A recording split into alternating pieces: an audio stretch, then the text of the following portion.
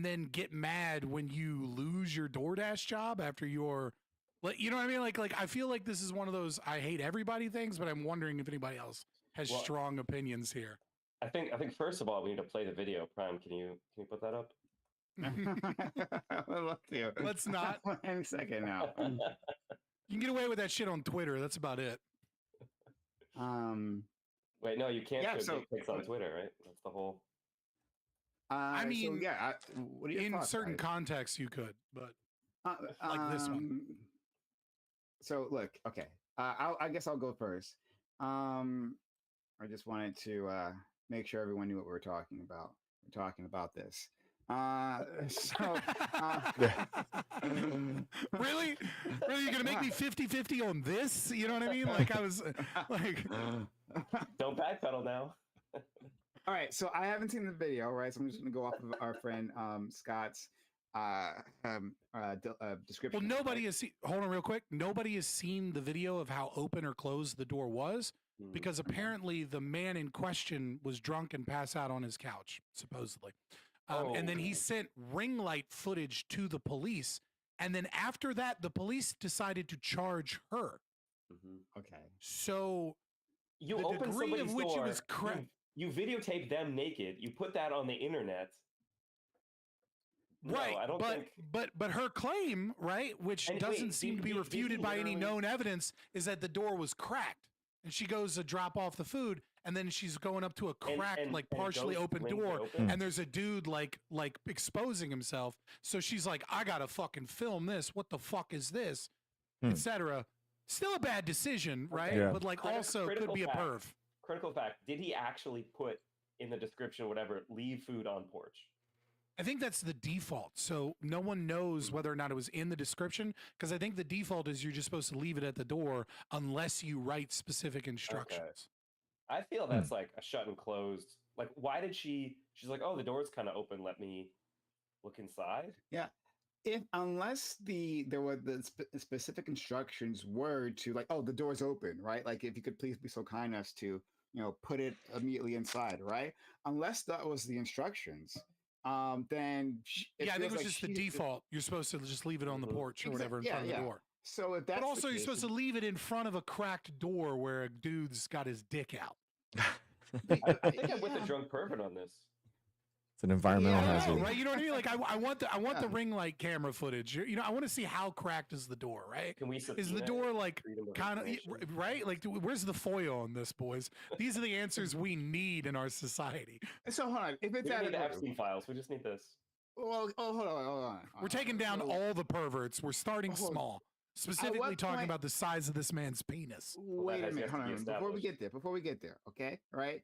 So at what point does it make it okay, right? Like at what angle of like openness is a door that matters? Like, is it 5 degrees? Is it 10 degrees? 45 degrees? Does that say like, oh, I should be able to tape this person? It'd be one thing if he was like standing right there, right? She like Right. opens it, right? But like he seems to be off to the side from this description, right? He's passed out on his couch with his pants around his ankles. Like, what the fuck then, right? Drunk and pass out. I'm assuming dude ordered Hungry. DoorDash drunk. Was like if we want to be charitable that he's not a pervert, right?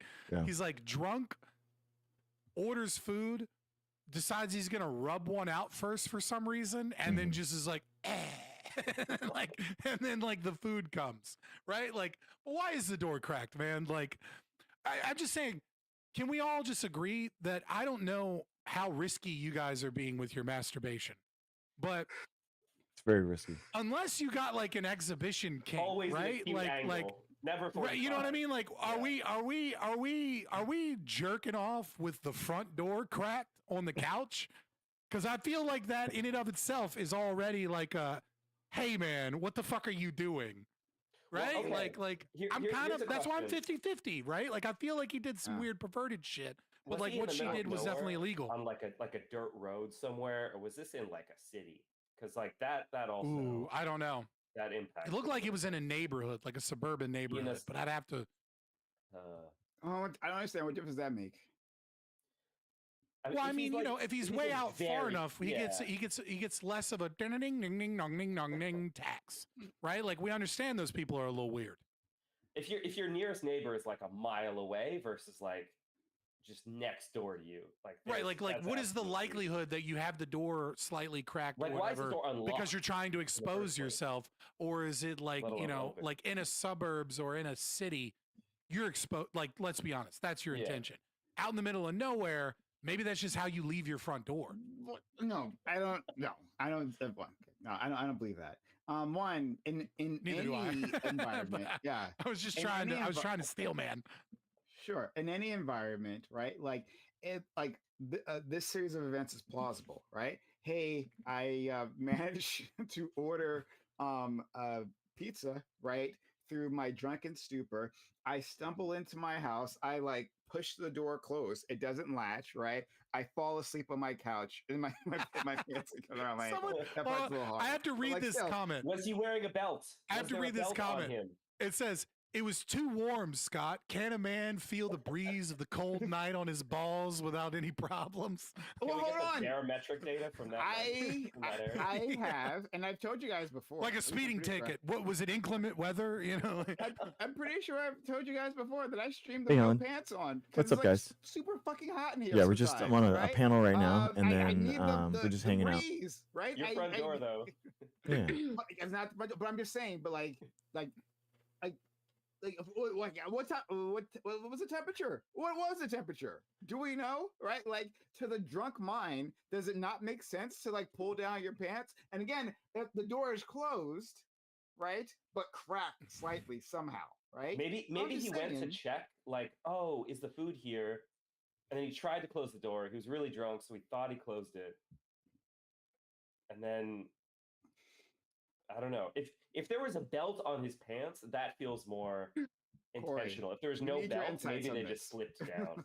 Okay, well, you have to update me on what's going on. You read the Good. title. It It's really tells not you Talking worth about everything. the app. Not Oh. worth it. Not Okay. worth it. Like, Not worth My just answer threw is- I threw a wrench while we were waiting, Okay. right? And the Based wrench off of the was title, my just, answer is no, a hard no, but I yeah. It's confirmation. Oh, is it it's a a hard no? salacious Is title. it a hard So no? here's Yeah, yeah. here's what I'm we always know hard, of Prime. the story.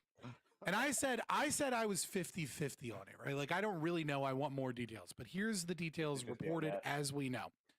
A young girl was doing DoorDash. She posted a video saying All right, that she was being. they filmed like the Hold on. person, the customer. Yeah, go ahead. Let me just get through all the details, and then I'll get you caught up real quick. All right. So young girl, I say young girl, I mean like 20, 22, right? Like not like a fucking adult woman, right? Like a young girl. Adult.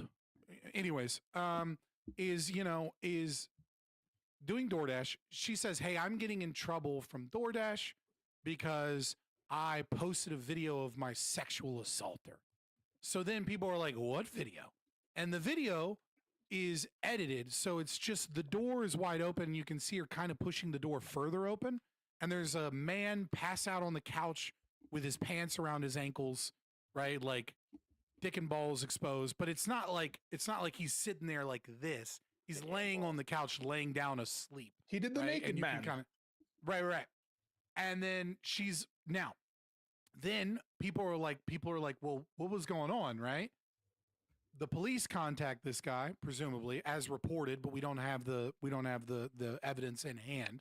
But according to like reporting, he sent them a ring light footage video that showed that the bear was that she had opened the door to this, and that the default instructions on DoorDash were to just leave it at the front door. You're just supposed to leave it at the door and leave. You're not supposed to like enter the domicile. She videotapes this guy, puts them on the internet, causes him a sexual assaulter, and he's like, "I'm just drunk and passed out." Like, what the fuck? Now, the problem is she's now, her counterclaim is, not just her counterclaim, but her claim even in the original is, yes, I pushed it open, but the door was already cracked so that when I came up to the door to drop it off, I could see a naked man on his couch. I just opened it more to show what the fuck was happening instead of like forcing it through like this crack scenario. I'm like, yo, look what the fuck is going on. And then she'd made some cope about like going in to like give him his food or something, which is against the fucking directions anyways. Yeah. And what we do know about the video in question, the ring light footage, which we don't have, is that the cops then decided to charge her with a crime. with the distribution of with the breaking and entering or the entering his domicile or whatever, and then with the like publication of his like nudes or whatever without his permission online. Sure. That's what we know. And so, but it's like, man, I Yeah, want I've to never know seen how the video. cracked was Have you guys this seen it? door. I want to know more. You know what I mean? Like I have questions. So I was just like, let me throw a wrench in here. This guy had a good At setup, 20 man. degrees or more, right? Well, then now it's warranted, right? We But don't know below for 20 fact. degrees. Do we don't know it's for not a fact that glass she didn't door? Hit the lock. No, it's a door. We've seen the video of her pushing it open a little bit, but it, like the way it's edited, or it starts with like the door at like, you know, like Push? 70 degrees open as she's pushing Light it more, push. Yeah. and her hand's already on the door when the video starts, right? So we don't know to what degree the door was quote unquote cracked. I think we need a doctor to do a vision test. Maybe somebody else. Maybe she has like a superpower. Somebody else wouldn't have been able to perceive That the his door was open. genitalia from So that angle. we're Yeah. Right. Hey, what's up, Mark? I don't think So, you're allowed I to appreciate- enter Go ahead. in a cracked door, You are you? can't enter someone's house for a Yeah. fucking Uber Eats delivery, was it? Yeah. It was, What if he it was glimpsed them? DoorDash, but same DoorDash difference. delivery, same fucking thing. But listen, there can be two scenarios. The guy was just chilling naked, but also maybe he knew he was getting a lady driver. Maybe set himself up with the naked man. Works 30% Yeah. of the time, right? You just lay there naked. Well, not only that, she either not goes only for it or that, she doesn't. you have a Already knows picture. that. You have a picture. Now, granted, a lot of people, At like, least especially like 30. illegal immigrants and stuff, right, will use somebody else's information, but you do have a picture of the person coming, like on your delivery app, right? And it's like, you know, No. Tasha's dropping off your cheeseburger, you fat fuck, or whatever. You know what I mean? Like whatever it says. Like I That's don't exactly know. what it says. My boy believed the porn that he watches. That's He's how I this- read it. This shit gets caught on camera all the time. She had the camera ready too. So I mean, Mad Latin, thank you for banning that guy. Of course, for some reason, this stream is attracting creeps. I don't know why that would happen. But okay, now that we're here, all right, we're gonna discuss. I appreciate my friend Scott for bringing this up. I hadn't heard about this. Not my part. of I Twitter. came across the headline, but I didn't. Yeah. Read the full Oh article. yeah. I didn't click. I had nothing to do with it. No, I get you, Corey. But we're I was too busy exposing my genitals to read headlines. The, you know, the to read actual, articles. you were too busy like doing praxis, right? Exactly. Like into action. Great work. So everyone's got to give their 2 cents about this, right? Zealous, look, you said you wanted to be a part of this. This is going to be your first question. It's unfortunate, but here we are, right? So Zealous, I'd love to know your thoughts. Well, I feel like there's so many questions. There's context that, you know. Just because you're a female, don't be a pussy, all right? Like, give us, No, come on. Stand by it. What are your feelings on Penis Gate now? Go. I feel like she shouldn't have walked in the house, period. I feel like there's no reason to open somebody's door and walk in their You know a house. woman's serious when she says period, boys. She quote unquote stood on business. But yeah, Okay. it doesn't matter what he's doing in his house. It's not like he was waiting on the other side of the door and the crack of the door, jerking it when she walked up to the door. You know what I mean? I feel like if he's passed out drunk on his couch, whatever he was doing, however discombobulated he is, it's nobody's business. You know, you're dropping food off, leave it at the doorstep and keep it pushing. You know, it feels like she was looking for something. You know what I mean? But that's just how I think about it. Hoping to go, like, saw an opportunity to be like, this is kind of fucked up. Let me make this worse and then make myself the victim so I can get a whole bunch of TikTok followers. Yeah, that's what I think. Yeah, I think the problem really is with like the video recording, right? Like I don't think she should have necessarily done it, but like I get human nature, right? Like even if it's like against protocol, like I get the logic. Hey, like I'm here to deliver something, the door is cracked, right? Maybe I just Recording's like, drop fine. it into the- Posting it is a problem. Yeah. Right, like in a situation like that, maybe for your own safety, like whip out your phone and start Yeah, I recording agree. and be like, in case dude is like, oh, fucking, you want to see the chubs, girl? You never know what happens. You know what I mean? Have your phone out as you walk away. Be like, this Well, I happened mean, to me. In case I get in trouble, I have video evidence. No. In general, like I agree with you, right? If you're actually like being directly Sure, it was some like, video that was assaulted, posted. right? I don't know, like, I've never accosted seen in it. some way like that. 100%. Then On there's TikTok, no question you should the actually be delivery recording. driver? But no, like I think there's a problem necessarily recording this guy who apparently, right, is not moving. And according to your retelling of the counterclaim, she doesn't say that he was approaching her or anything, right, or any sort of threat. He's like passed out over there in his own house, right? And you pushed open the door. I actually do have a problem with the recording, right, and also Yeah. further problem of the posting. And so like that feels well, especially when we were talking about the posting, malicious, right? But with the recording, it's like, okay, you've kind of like put yourself into this situation. I don't blame you necessarily for opening the door. It might be against regulations, but like the thought process is very clear, right? Let me just drop this right inside and like get out of here, right? Or maybe like call out to them, hey, the delivery is here, you know, and they'll come and maybe tip me or some shit, right? That part makes sense. It's the recording of a person. Boy who's was apparently certainly not looking moving. to give a tip. Yeah. Oh my God. Thank you, Zealous, for that. All right, but we're gonna get everyone's opinion on this. Dr. Krager, you've been What's pretty up, man? quiet on this, right? And this is a high level, the amount Yeah, this is it. kind This of is what it. high-minded conversations we have on Prime Time. So we're happy to have you here. What are your thoughts? All good, bro. Yeah, man. I wouldn't go snooping around other people's houses, man. I think that's a little weird. I mean, I think you don't. Yeah, I mean, you go snooping around, and then you'll see some things that you shouldn't see. It's just kind of like reading your loved one's diary, or or snooping through their phone. Oh. Like you're gonna like find some stuff that you don't want to find, and then don't be surprised when you find it. Like you got to give people privacy, and everyone has their space, and kind of like chill and just do your own thing. Okay, fair enough. So Socrates, you've been asking a lot of questions, but I want a stance from you. Yeah, I mean, let's just walk through all the things that are really pretty strange about this. So his door was not only unlocked but open. That's really strange. I can't imagine like just having my door unlocked, open, whatever. Maybe that's because he was drunk. Maybe that's because he thought the food was there already. Whatever. Okay, then she's showing up. I don't know why she's seeing whatever, and she's not just throwing the food out, just getting the fuck out of there. But if she does, okay, hey, I can glimpse inside, and this guy, unless his couch is like up to the door, it's probably back in the room. She can glimpse that he's, I guess, naked. If at that point you want to be like, hey, you pervert fuck, what the fuck is wrong with you? I'm gonna give you a 2-star rating because of that. Because of 2-star. the way that your balls look on the couch there, 2-star. right? Like fucking. She still fucking gave him a I don't give 5-star anybody a rating. 1-star. I mean, that would just be fucked That's up, just you know. mean, right? 2 stars. Yeah, you're getting 2 stars for this one. The second Right? star is because the dick was kind of nice. So Yeah. Like, I think that's fair. So technically, I think recording him would be a crime. It would How's be a that tough. fair?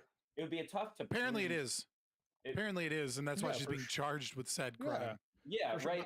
If you recorded somebody, Because you have in a that reasonable circumstance and you expectation of never- privacy, though that could be weird with the door being cracked. Because maybe you Yeah. lose your reasonable expectation of I privacy don't. when you I don't invite know. someone There's over, certain technically, because they're circumstances- like I that's desperately wish our that's a friend lactoid Lactoid was question. here. Yeah, but he Yeah. won't be here today, unfortunately. But anyway, like, To so what's me- your verdict? To me, that's obviously a crime. If she didn't send it to everybody, But chat nobody would says if know. it's half mass or lower, recording is evil. I mean, you're not supposed to take The water was Grubhub. cold. You're not supposed to take the Grubhub and put that on the Pornhub. That's not the direction that goes, right? Exactly. So that's. I think she's in the wrong. I think he probably needs to like take a look at the mirror, sort some stuff out. Maybe this could be a wake up call. But I think she's clearly in the wrong here. No. But Okay, also, what was his order? Like, that maybe weighs in. Oh, something if he like ordered sausage on his pizza, clearly was code word, and this, he was aiming for this in the first place. No, I get you.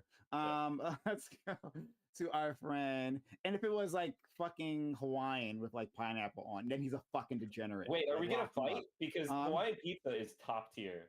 Not at I've all. had that shit in Hawaii, What? and it's fucking delicious. Not at all. Pineapple. Oh is- my It's god. I've Canadian, actually been to too. Hawaii. I've had their national dish. Shut the fuck up, Canadian. Nobody wants your opinion on fucking Canadian bacon and pineapple on pizza. Canadian bacon is trash. Not bad. I'll tell you that. But What'd you say, Zealous? We didn't hear that. I said I'm not Canadian and I like pineapple pizza, but let me be quiet. Oh my god. No, never be Oh, quiet. These fucking Betrayal. performative pineapple. And you are Is Canadian. it so we're- performative? The cheese doesn't even cook all the way with the pineapple on there because of the juice. I- Have Oh, that's a good I- point. Not only, You'd be right around. not it. only, Mm-mm. I can't eat pizza anymore. Okay, but Oh, I'm when I sorry. did eat pizza, I did enjoy pineapple on pizza with Yeah. black Oh my olives. god. Degenerates You know what, all of our all political around. disagreements I wash have to away. Black apologize olive, Black right olive, now. Lebanese. black That's your olive. Lebanese. That's your Lebanese, Fabian. It's coming through. Dude, it came out, but when I hit 30, all of a sudden, out of nowhere, I just was like, no, green olive, Kamala olives, Mm. green olives, Yup. feta stuffed olives, and Mhm. hummus. Like out of nowhere, and like tzatziki sauce, like out of nowhere, my body was like, "It's Arab time for genes your die hard, Lebanese." baby. My Arab genes Arab die genes hard. came out like out of nowhere, right? Like Yeah. when I hit 30, bro. Just like a pregnant woman all of a sudden having cravings, your taste changed. It just feels like I'm in like a movie, right? Where all of a sudden everyone around me is like pod people. I thought you guys were all like good and like moral, right, and upstanding and God fearing, but here you are telling me that you like Lock your pineapple on your door. fucking pizza. Lock your door, prop. You Ew. don't know what somebody's gonna try to deliver. They might be showing up to your door naked and delivering a pineapple. I don't know. on I just think there's. I Going think up there's to something your door about. naked. I think there's something about the acidity of Recording the you. tomato sauce, right? And then the acidity of the pineapple, and then the sweetness that like mixes between them. So good. Like it's I like it. Like you fucking shoot me. I can't have it anyway. I will. So I would, fucking, but like I can't have pizza yeah. anymore. So I okay, all right. I'm gonna have to move past this, right? I'll have to come to terms with the circle that I hang out with here. Let's go to our friend Corey. Corey, what are your thoughts? Well, one, I appreciate all the honorary Canadians here that appreciate pineapple on pizza. And two, Socrates, I think, didn't actually mention the most strange thing, at least to me. And this might just be unique to my region or my experience. But like, so let's say, for example, I think maybe once in my life I've ever come across, let's say, a woman Uber driver or taxi driver. I think maybe once or twice I've ever encountered a Uber delivery a woman who is actually doing either DoorDash or Uber delivery. no, it's pretty and- common here, bro. No, yeah. Okay, then that might just be unique to my experience. But I think there's a reason, and I don't know what the actual like. I'm speculating in terms of like, I think maybe one of the reasons are like, I don't know if that's a, let's say, is it a 50-50 split even in your area? I think it's fair to say that it's most commonly like men that are either doing DoorDash. I'd say it's the and- opposite. I'm here in Really? Richmond, Virginia. I would say it's more, but I would say the majority of them are women with like their kids in the car or something like Dude, that's single women with wild. like kids in the Banana? car or like Well, I live in a No major, lot of way. Canadian What? city, so maybe that changes things. I mean, I live Couples- in a couples I see a decent lot. size. I see a lot of couples or people just kind of like shooting the shit, having fun, and also making like some cash on the side. And I Okay. see a lot. So I do see a lot of women, but I almost see women like with other people a lot of times too, not Well, yeah. just like by Interesting. themselves. That's sort of what again. I've This never is seen my that. yeah. My speculation is But like also, you know, I haven't ordered DoorDash in like 6 months or something. like so maybe my it's speculation change is or that something. you know I don't find women driving taxis or doing Uber or DoorDash because like well yeah they just want to limit their encounter with strange people potentially. Stuff like this. You don't see Yeah. them that often with like Uber. You don't see them that often with like, but like as a delivery driver, especially since like COVID, where like you don't have to go in anybody's building, where like the default is just to drop it off at their door. Well, yeah, that's the whole point of change. Of like, if you want, if like, let's say a woman generally wants to limit interaction with strangers or strange men, they just want to like throw the food away and leave. So it seems Yeah. I don't know for sure, but it seems a little bit strange that they seem to have gone the extra mile. Of, like they would. The ideal scenario is like the instruction is like just leave it on the porch and just back away slowly. Yeah, but like but- never underestimate how retarded young women are or how pervy old men are, and like you'll But be in your much your words, not mine. But I take your point. yes, I'm just saying, you know what I mean? Like a 20-year-old woman, like never underestimate how retarded she is. Never underestimate how like perverted and gross a 50-year-old man is. All yeah, And all you'll be a potentially lot true. safer in life if you just run And with so- those defaults until so that- proven otherwise. Yeah, that leads me to think, just again, leaning just in the 1% direction of like, she might not be the most, good faith actor of like, if the door is open, maybe she saw an opportunity, but at the end of the day, I don't actually know. But all that to say, I think from what I can tell, based off of Scott's description, like she's in the wrong. She should probably be charged at the end of the day, even with the door open. you don't have the right to enter it, and especially when the instructions were, well, even if the instructions were like not to leave it on the porch, you're supposed to just like knock or I don't know, maybe shout to the open door, but not actually enter into someone's home, regardless Yeah, of what the just leave it on instructions the are. porch. Like, bitch wanted Yeah. her 15 minutes of fame. I agree. I'm just Uh, kind of like percentage wise. I'm like, there's a percentage, dude. It's weird. Why is everyone always Yeah, it recording is everything? weird. That's what I don't Dude understand. 100% planned that. It just didn't work in his favor. It was Ah, 100. oh. He left his door open and cracked for the Uber driver girl, the DoorDash driver girl to come. Like 100%, he wanted her to open the door, and he was hoping, maybe this would work. It's in his odds. Maybe she'll like the fact that maybe I'm good looking enough. How Maybe, is you this know? in There's the no odds? way I she's don't gonna like understand it. this. Only for the Residency lighting. pervert Yeah. expert has chimed in. All right, let's listen. There's no way. Listen, man, Like, it happens. it's you straight know, out the like, Ali playbook. He knows all the. 30% of the time, baby. It It works usually 30% of the works for time. Ali, though. That's the difference, you know. The thing is, you want them to come on to you, right? So you make yourself presentable. He was on the couch. He ordered don't food. Maybe he know. ordered enough for two. Maybe there was wine on the table. She didn't notice the wine because she was looking at his dick. I don't fucking know. Let's ask our friend FQ. She has a super chat, and consider super chatting to the to support the stream. She says, "Send Mr. DoorDash to Jupiter, who disrobes only to crack the door open and splays bow-legged before it while cuddling Jack Daniels to sleep." To I be think fair, plenty of he was people not do. splayed open. He was laying flat on the couch. Hmm. The Flat. video in question, right? Like on his Oh. back, Balls up. like on his back. Like you can't even see his dick in the video. I That don't know she if the posted. actual balls were up. That seems a little defying gravity, but They could have snuck down. He might be a fan of but- Wicked. You don't know. true. I mean, the guy was just drunk, left I'm his just thinking, door let it open, go. she walked Yeah. in, and then he's claiming sexual harassment. It's just kind of insane. I think it could have easily happened. Sorry, FK, I got to push back on you here, right? Like, like when you're interacting with people in their homes, right?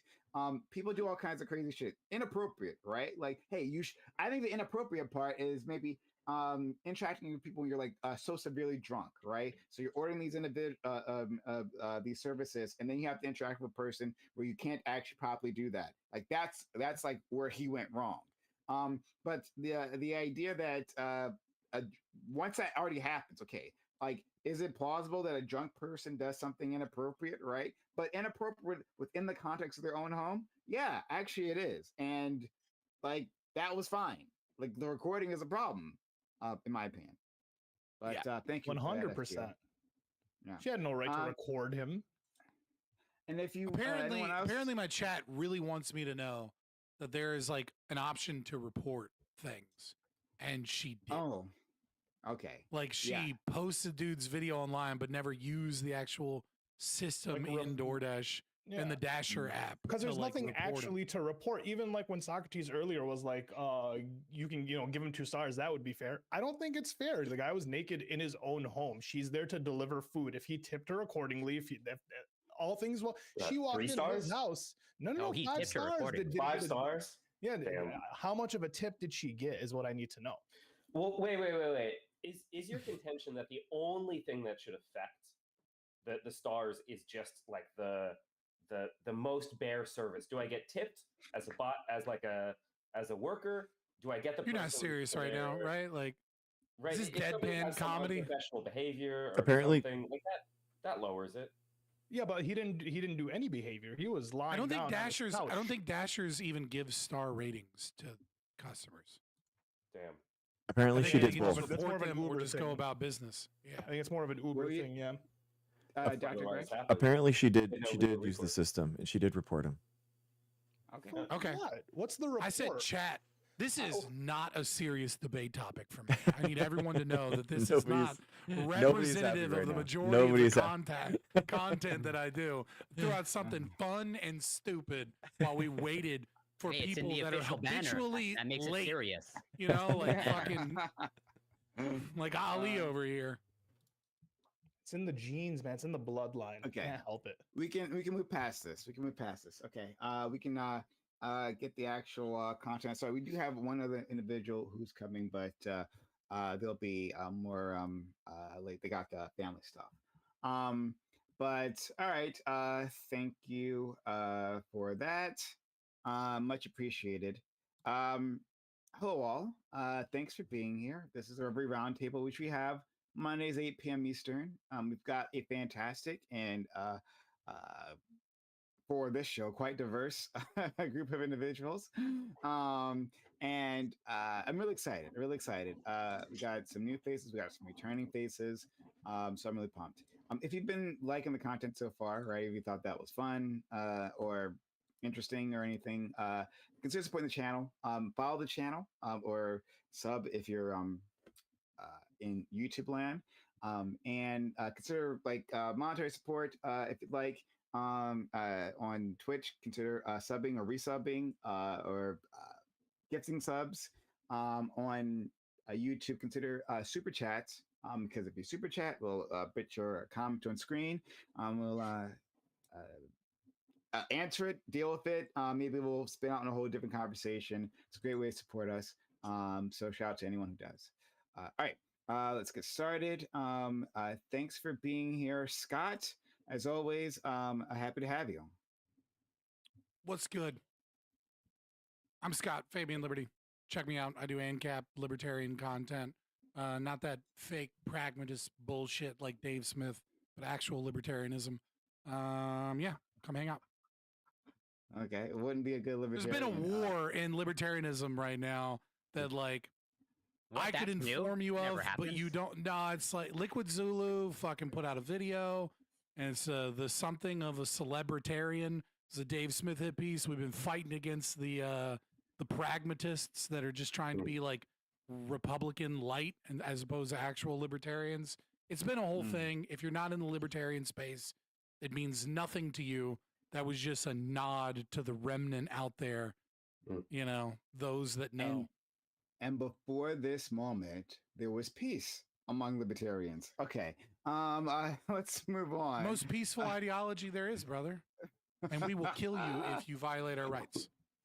Let's move on to our good friend Socrates, who Hello. I missed. Socrates is amazing. Gotta be an OG to remember for Socrates. He hasn't been here for quite a bit, but It's I've been a missed minute him for sure. like the entire time. He always brings such a great energy. So fantastic individual. So very excited that he managed to join us, especially because he's a bit under the weather at this point in time. So we hope he can stick around with us, but if not, that's okay as well. Thank you so much, Socrates. How are you? Very good. I mean, I'm really excited to be here. Like you said, I am under the weather. Once my throat starts giving out, I start like sneezing and just blowing mucus and being disgusting on screen. I'll bow out before you all have to deal with that. But really, really happy to be here. I mean, me and Prime go way back. You know, we were collaborating and putting panels together and doing all this like right when I started streaming, right around the pandemic, which I think was around when you started streaming.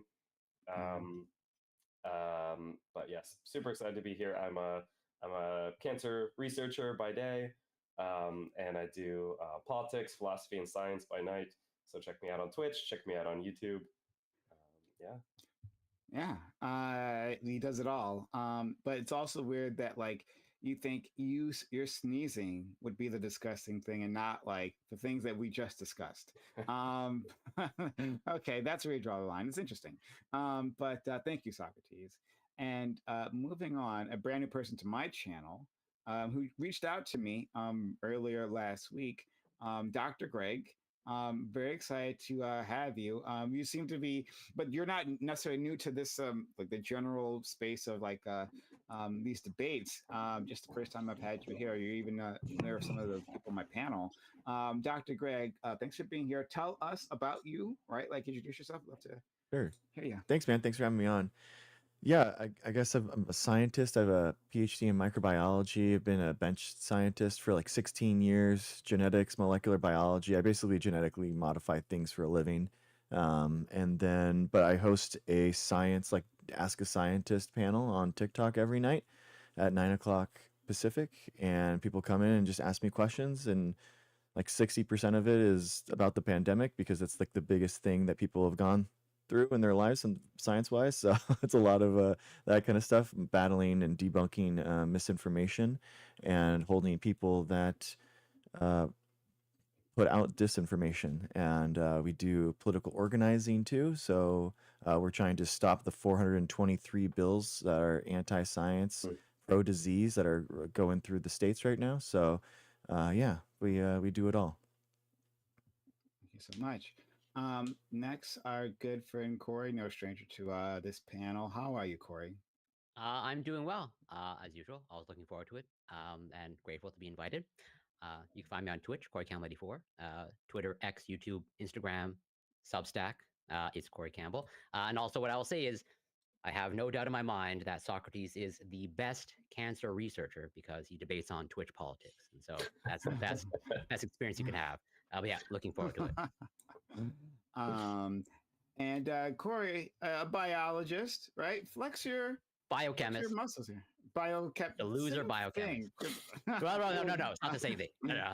Now you're gonna start a real fight. How dare you? Greg knows all about molecular biology, and CRISPR, I'm sure, et cetera, et cetera. I know all about proteins. There you go. Okay. Well, I appreciate all this. Well, I just like it when you get a chance to flex your degrees and your knowledge. Anyway, happy to have you here, Corey. Now this next person is interesting, right?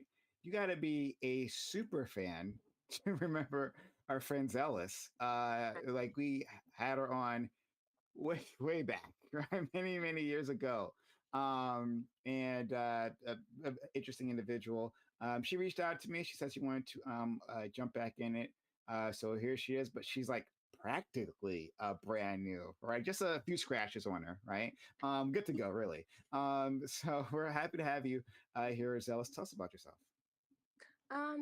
Well, I've been in the political space, like on Discord here and there, like just dabbled in it, and I have a Twitch channel where I stream my gameplay and stuff that I haven't touched in a while, and I've just had a lot of stuff going on, and I'm ready to dive back into it. Absolutely. We're happy, very happy to have you here, and our friend Scott, right? Scott, he's going to be nice, right? Sorry, I don't pay attention when women are speaking. Yeah, I was about to say instant. I'm kidding.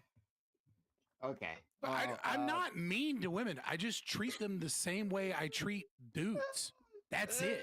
That's being mean to women. Yeah, but it's not like a special thing. Like if you say something retarded, I'm going to flame you for it. That doesn't. I'm like we're good. That's also being mean to women. Stop with that characterization. But we're going to leave it at that, right? Let's make everyone here, right? No matter what your gender here, feel welcome today. We got new people here, right? We got to pretend like we're no normal function. No. We got to pretend like we're normal functioning human being. We got company. Okay. Put on your Sunday that's the thing. See, that's the thing. It's like, oh, a woman's here. All of a sudden, we have to act different. No, Dr. Greg is new too. Dr. Greg is new too. He's not new. And a new person. A woman and a new person.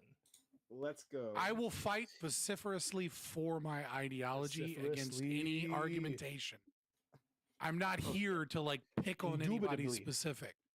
Okay, yeah. All right. I appreciate you, friend. And last but certainly not least, but actually very much last, because that's when he showed up. Our friend, Ali, who we love very much. How are you doing? I'm doing all right. I couldn't let Corey get all the attention. I like to be the center of attention when I show up. I want to be the one questioned.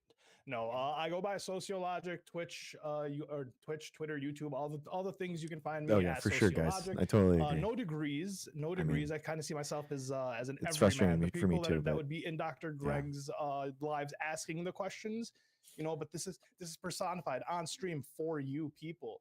I'm glad that you met Dr. Greg and brought him here, because now I get to ask someone about the chemical meat, the fucking sludge that they want to feed us. Nice. I'm sure you're all about the 3D printed meatsicles. Oh yeah, right? for sure. Yeah. 100%.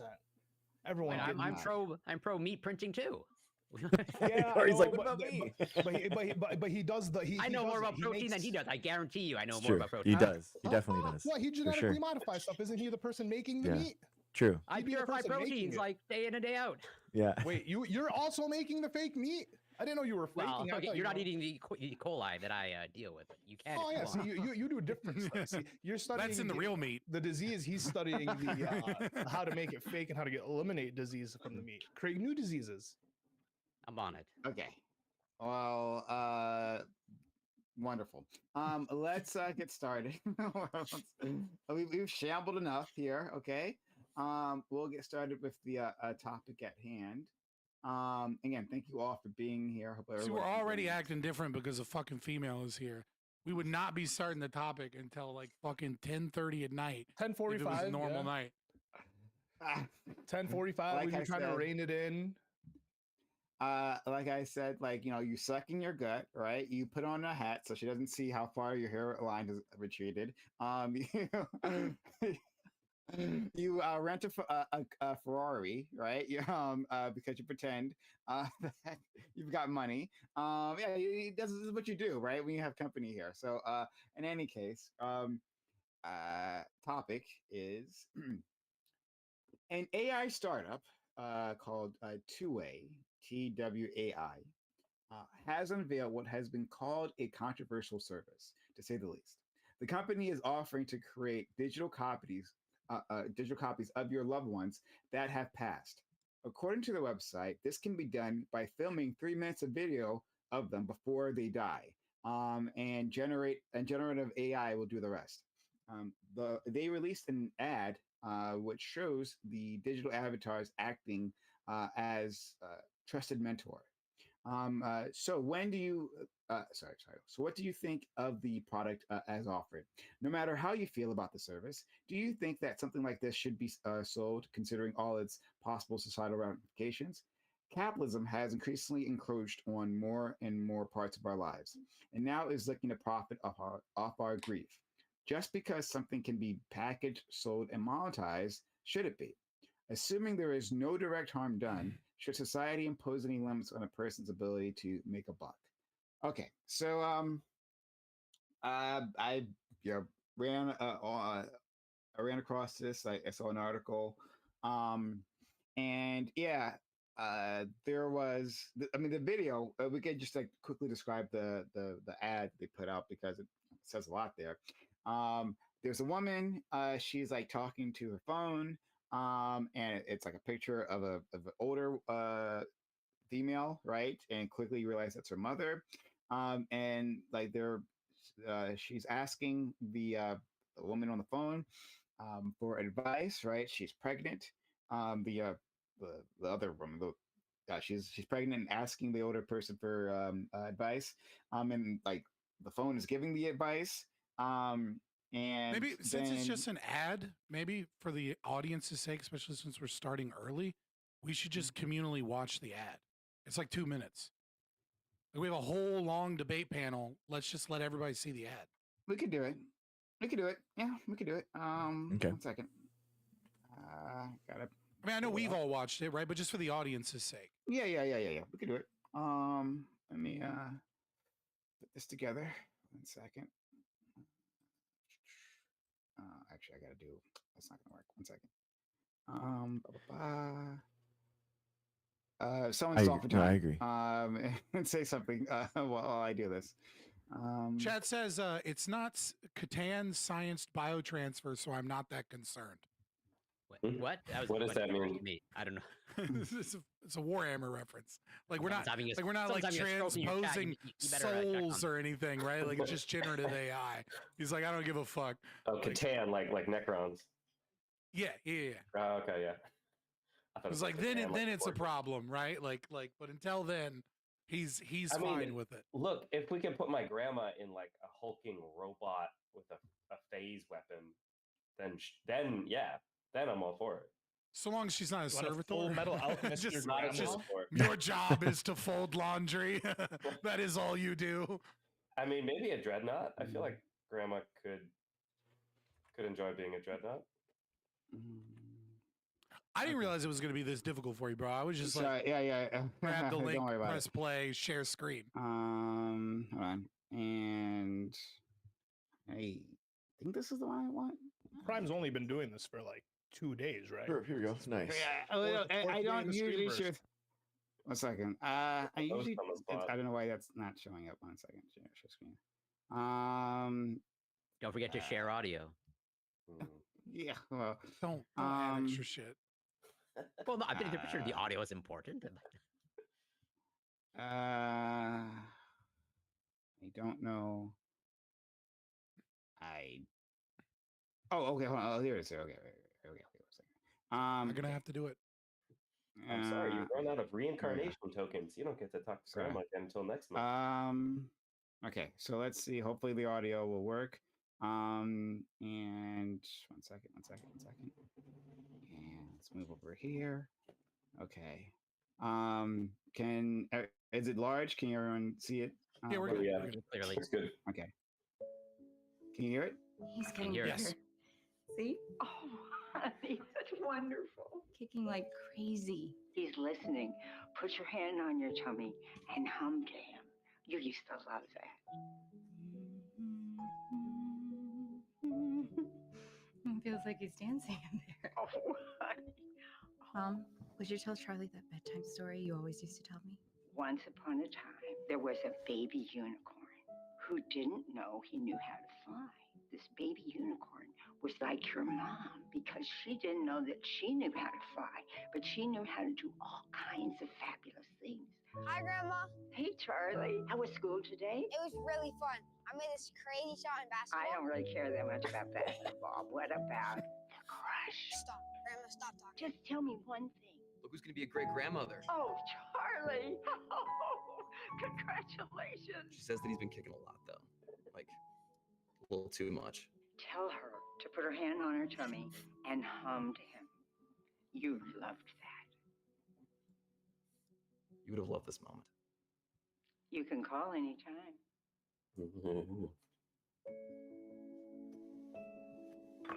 Okay, Mom, I just need a quick video. Is this like an audition or something? No, Mom, just 3 minutes. You need my best side? Can I sing another one? I can play the piano. So talented. I am. I'm your mother after all. Keep going. Why don't you start by telling us a little bit about yourself? Well, I was born as a very young child. I would hope so. Okay. All right. There we go. Yeah. Let's take that off. So now you've seen the video. This was a whole thing. But appreciate it. Hold on. Let's unshare this. Okay. All right. Okay. So that's the video. And the older gentleman at the end, right? The father who grew up, that's actually the owner of the company. He was okay. he was an actor, As an sort of actor, yeah. child actor on Disney, some show I never watched. Makes sense. They really fuck people up on. Really fucking it up. Yeah. So yeah, he was an actor, and now he runs this AI startup. And like it says, it only takes 3 minutes of video recording, and somehow that's enough. In any case, so anyway, what I want to do, right, what I want to talk about is 3 things. One, I want to talk about the service as offered. I want to talk about even a hypothetical version of this service, like when it's perfect, right? And I want to discuss like this idea of commoditization of all parts of our lives. This topic is partly inspired by a conversation that me and my friend Scott had previously on like what is like morally like how far capitalism should go in terms of monetization. Like is there limits to like what should be made a profit on? And so this was a perfect opportunity to really focus on that. So I'm really happy about that. Let's start with our friend Scott, get his opinion, and we'll go around. Yeah. Man, there's so much to unpack in this topic. So I'm glad we started early. In terms of the capitalism thing, I'll just say that like funerals are the same thing, right? Like we already have the market utilizing your grief to sell you services for someone that isn't even alive anymore for your emotional state and for you to process your trauma or your loss. Um, whether or not we should be engaging in the service as used, I think that is a very, like, I almost feel like this is a niche thing. But backing up, I want to say two things. Number one, I don't know what this means psychologically, right? But we are definitely in a place in assuming that AI doesn't like collapse as a bubble. Michael Burry's betting on that it will soon, right? Like, assuming we can keep seeing the technology improve. What does this mean for our psychological health? I think is really complicated, and I think anyone that thinks that they know is kind of full of shit, right? Like, there's some research to show that like AI can be really helpful with people. It can help, especially it can help people be vulnerable with like a judgment-free place. It can help people like there's similar, research shows that there's like similar effects to actual social relationships. Like, it can reduce suicide, it can help people with mental health, etc. At the same time, this could create a dependence. This could create a lack of an ability to move on. This could create, a furthering destruction of social skills with other people. Like, what does a world look like where we have really accurate relationships with AI that is simply exceeding what another human being is capable of in terms of acceptance, removing all the guardrails to the difficulty of human relationship. And then when you try and actually be involved in a real human relationship, you have all of these built up expectations of a fantasy of what a human relationship is. And then the last thing I kind of want to say is, is I think this is more than just psychological harm. I think we are at the precipice of kind of where most of the world's philosophy, I would say bad philosophy or poor philosophy, whichever you choose, about the concept of a human soul, about the concepts of our engagement and interaction and ethical systems, are going to be pushed to a breaking limit because we are in a new place where what it means to be human is being redefined as we speak. Right? I think in 10 years, it's not crazy that to think that if someone wants to be trans, that they will very quickly go through a surgery and you will literally not be able to know in any way, shape, or form what their past life was. I think we're very quickly in a place where people will replace human relationships with AI relationships. And I think we're quickly at a place where, people are going to be apologizing towards their robot because their brain pathways are looking at robots as sentient beings, regardless of whether or not they are sentient, and treating them as individuals. And like, our understanding of what community and relationships will be is that anybody can be whatever they want to be in a transhuman place. And there will be a lot of technology and AI and robots and things that will be filling voids that humans used to fill. And what that new world looks like is terrifying and a great opportunity for the world. And so I don't know what, yeah. Okay. Sorry, I don't have a definitive, like, this is good. Capitalism is based, but you know what I mean? Like I think this is like an avenue for a lot of discussion. So I'm glad we started early. Thank you. So glad we had a woman here, right? So we can act right for once.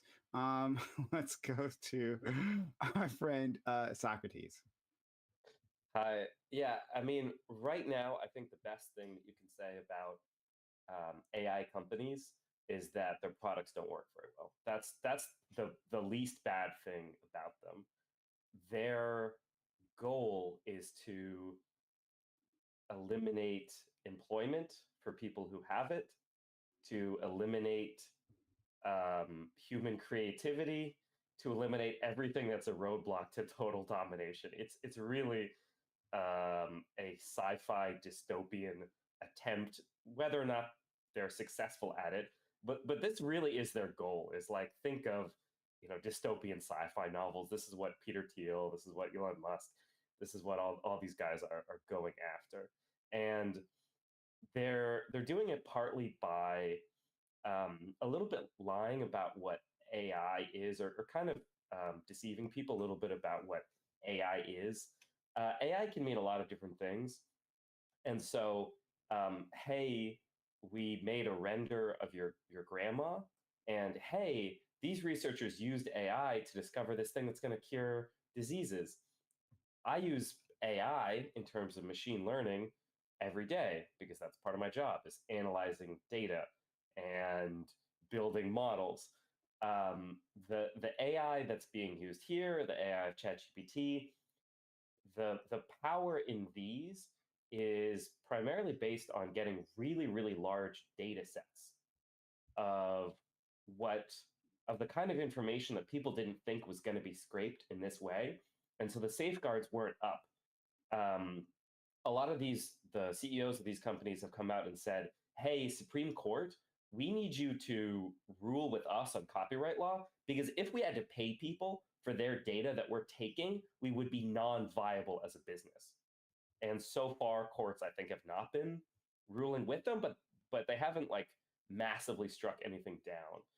And so with everything that it comes to this type of technology is the really kind of gross things about it of preying on people. You know, the same thing that like psychics do, whatever. Hey, I'm talking to your grandma and she wants you to give me lots of money. Uh, that kind of scummy behavior that is happening with this.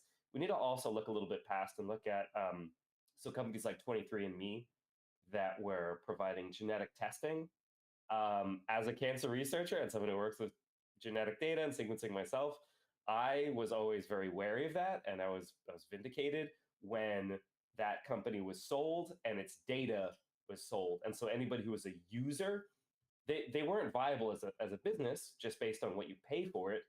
Their business model is you, just like Facebook, just like Instagram, just like YouTube, just like all modern companies like this. Their business model is you paying them some Thanks, money Casey. to give Yeah. you data that's like very personal to yourself, and then them bundling it up and selling it to somebody else.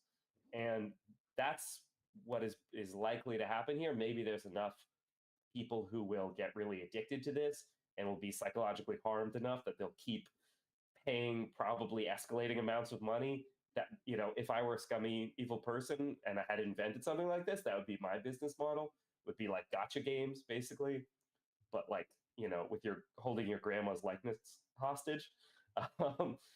But they're also, there's probably a clause in there that says we own your grandma now. If we want to sell that to Hollywood or just to whatever, we want to make a movie using all of your dead family members, we can do that because we own that shit now. So those are some of the harms. Sorry if I talked for a while. No worries, friend. Thank you so much. And following in the footsteps of our friend Scott, let's go to Dr. Gregory. Yeah, it's crazy, man. This is so I just lost my mom like a month ago. So this is Oh, no, actually Oh, I'm sorry. sorry. thank you guys. I didn't say that but thank you. But I guess I'm the target audience of this this thing. So, I'm like going through this, and it made me really think about like, as I'm going through the grieving process right now, like I was thinking about that, watching that, and there's just no way that I would ever pay to have that, and it's just like, obviously I'm not grieving seeing new video content of my mom. I'm like losing her, as someone in my life, right? So I don't think that it's really gonna like the target audience is for current grief holders, but it's kind of like what they were showing with the kids and stuff like that, like my kids, that are too young to have those memories and stuff, and kind of like the having those that interaction with her as she's taking her first day of kindergarten or something like that. You can talk to your grandma, and that would be like that process where it could be like something there. You could have that moment. Just kind of like how people do right now, where they kind of like record like this, open this video up for, watch this video when, you're going through this, when you're getting married, you're going to die, and you kind of like pre-record these kind of videos.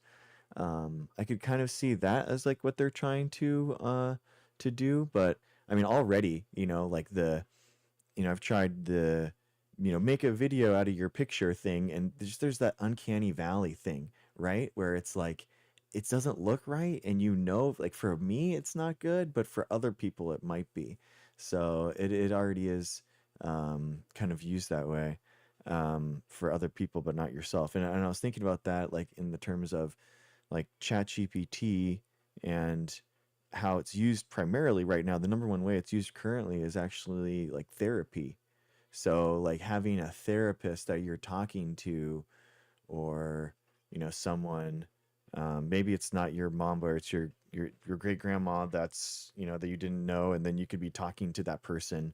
But then it's like, if you don't know that person, like, what's stopping that grandma figure that you don't know being someone else, like, entirely? Like, what if it's like, oh, it's a celebrity coming in, or you know what I mean, or something, like, who knows if it's actually the same, or it's the same picture, or could you do remove the edits, like grandpa has a really ugly tattoo or something, you don't want your that to change for like your kids, and you're like, just remove that tattoo of my grandpa, so then I can't, could you do edits, and could you change them entirely? It'd be a really weird, like, I don't know, it's just it gets like into really weird territory there. I already think though, like, in the future, pretty soon here, we're already going to have personalized TV and movies where we kind of have our own choose your own adventure game, and you could probably like maybe put yourself in those movies and TVs and the scenarios. So we're already going to be really coming up here on like developing TVs and movies that are kind of like exploiting our ability to want to see each other and develop these other personas and stuff. So and it's just gonna be really weird, man. It's gonna be really tough. It's gonna be really tough um to regulate, because I think what Socrates has said is so important. Like, who owns this like data, and do you have the ability to kind of like take it back?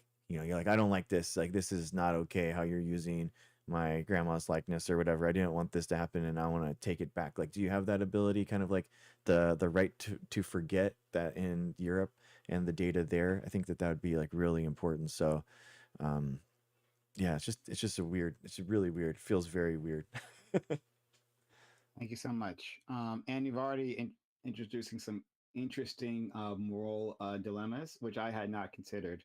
I've been thinking about this a lot, but I hadn't considered those. That's super interesting. Thank you so much. Let's go to our friend Corey. Well, I echo pretty much all the sentiments that Scott and Socrates and Greg just outlined. I'll try to keep it brief. But and also, I don't just a pure coincidence. I'm in the middle of a rewatch of Blade Runner 2049, and so I think it invokes many of the same questions. But all that to say, and sort of not exactly the same as Greg's situation, but sort of in a similar vein, my grandmother is 93, 94, okay, and like in late stage dementia. And it's like, if or when she passes away, which could be any day now or whatever, 5, 10 years from now, who knows? But either way, she's got much limited time left. I would personally consider it to like sort of like dishonoring her legacy or who she is if like something like this was implemented, or if like me or my family member actually sought out this type of technology. I think it's a little bit, at least as of now, a little bit perverse to think that someone can be distilled down to just by through a 3-minute video, even if it was like through hours of footage. Okay, I don't think you can recreate the actual human experience, and so just like in that vein alone, I think it's pretty perverse. And yeah, there's a lot of questions that are already have been brought up in terms of like data, and I think it's all the same things. I, as pro technology as I am, I ultimately still am in favor of the human experience. And so, just like I think something is lost if AI takes over all of writing. I think something is lost from the human experience if AI takes over, all of filmmaking. I think something will be lost probably if AI takes over actual people. And I think there's something to be said for the actual grieving process as part of the human experience. And I'll leave it there for now. Thank you so much. Zealous up next. Well, I definitely think this technology, like this service, walks a very fine ethical line. Um, I I feel like on one hand, I support people having the way to choose how they grieve, but on another hand, I don't trust a company to handle something as sacred as grief and packaging that as a product and selling it to people. Um, the character at the end of the day, it's not your loved one, and there's a real risk of like preying on people's most vulnerable emotions and distorting. Did they Sorry, cut out for one anybody else? second. Hey, could you start over, Zealous? Having Yeah, you can't hear me. now Now we we can hear can. you. Yeah, now Okay. it sounds better. Go ahead. Okay. You said start over. Damn. No, you don't have to Okay. start all over. No, actually, just but like work from where you said pause. From the top on the genital part. yeah. What? 10 seconds. I'm Just like 10 seconds back. Yeah, I think that obviously it's not your loved one, and it's an image of your loved one sold to you when you're obviously in a vulnerable place. And I think there just really is that real risk of preying on people's most vulnerable emotions, distorting memories, and even replacing like the healthy grieving process. So I think that something like this should be like regulated. I think it shouldn't be sold without like guardrails, transparency, and like real informed consent. Yeah. Thank you so much. Let's go to our friend Ollie. Yeah, I think Gen Z and Zillennials are fucking evil, man. To Greg's point, like they're already the AI slop that kids like Gen Alpha is going to be making already is going to be Mute your mic, atrocious. And Zealous. me, what? Yeah, Zealous, mute your mic. Thank you. Are we good? Hmm? Yeah, so like they're already doing it, right? Like Gen Gen Alpha is going to be making their own TV shows. It's just going to be stupid shit that they're typing into the app. Put Rick and Morty and SpongeBob, and it's just going to say be stupid. And they're just going to laugh, and they're going to get accustomed to that. It's going to be like the Rick and Morty episode where they watch the random TV shows, the interdimensional television. And it's just random shit, and that's essentially what it's going to be for like Gen Alpha and the younger kids. But then looking upwards, they're fucking targeting like boomers, right? This isn't technology for millennials. This is technology for boomers, right? They're gonna hit the old people in the fields, and they'll be like, hey, your loved one doesn't have to die. You can keep a video of them forever. And they're just gonna be fucking sucked into some subscription fee, right? That's gonna go from $1 a month to $5 a month to 15 to 20 to, hey, you want to keep your dead child alive? Well, you got to pay us $150, $200, $500 a month. And what are you going to do? What are you gonna? You're gonna sell everything, all of your assets, or just to keep this person near Hey, silly you goose. because they're How's it playing with going, people's guys? emotions, man.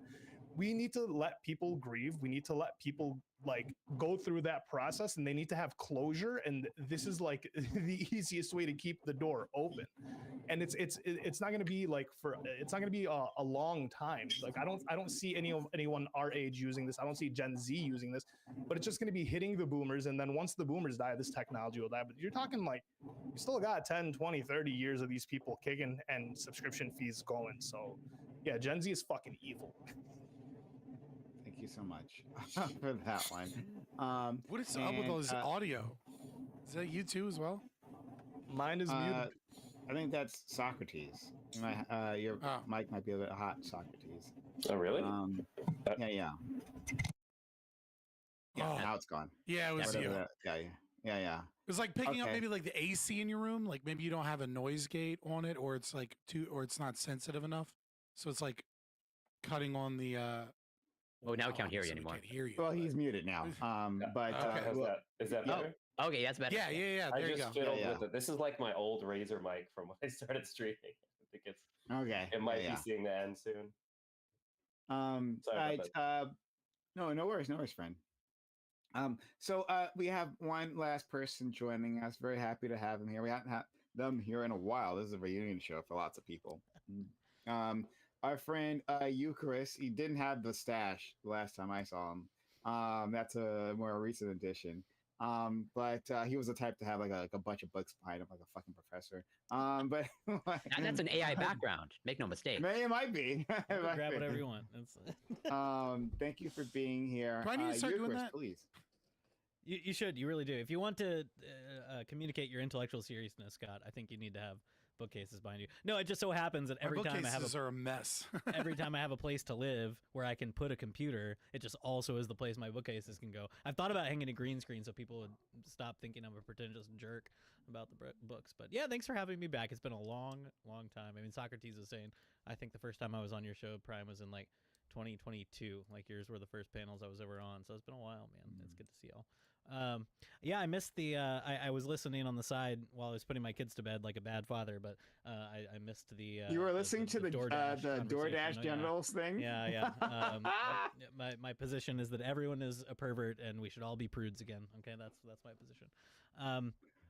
No, on the AI stuff. I think in thinking about this, like I'm very anti AI in general. So obviously I'm already predisposed to shake my fist at this, but I was trying to think like past the sort of like Black Mirror episode with Donald Gleason, you know, which is basically this, and past the like sort of inherent disgust, like what am I really bothered by? I think one of the things that I latch onto is that we're already really bad at dealing with death in the elderly. So Corey mentioned, you know, having an elderly grandmother.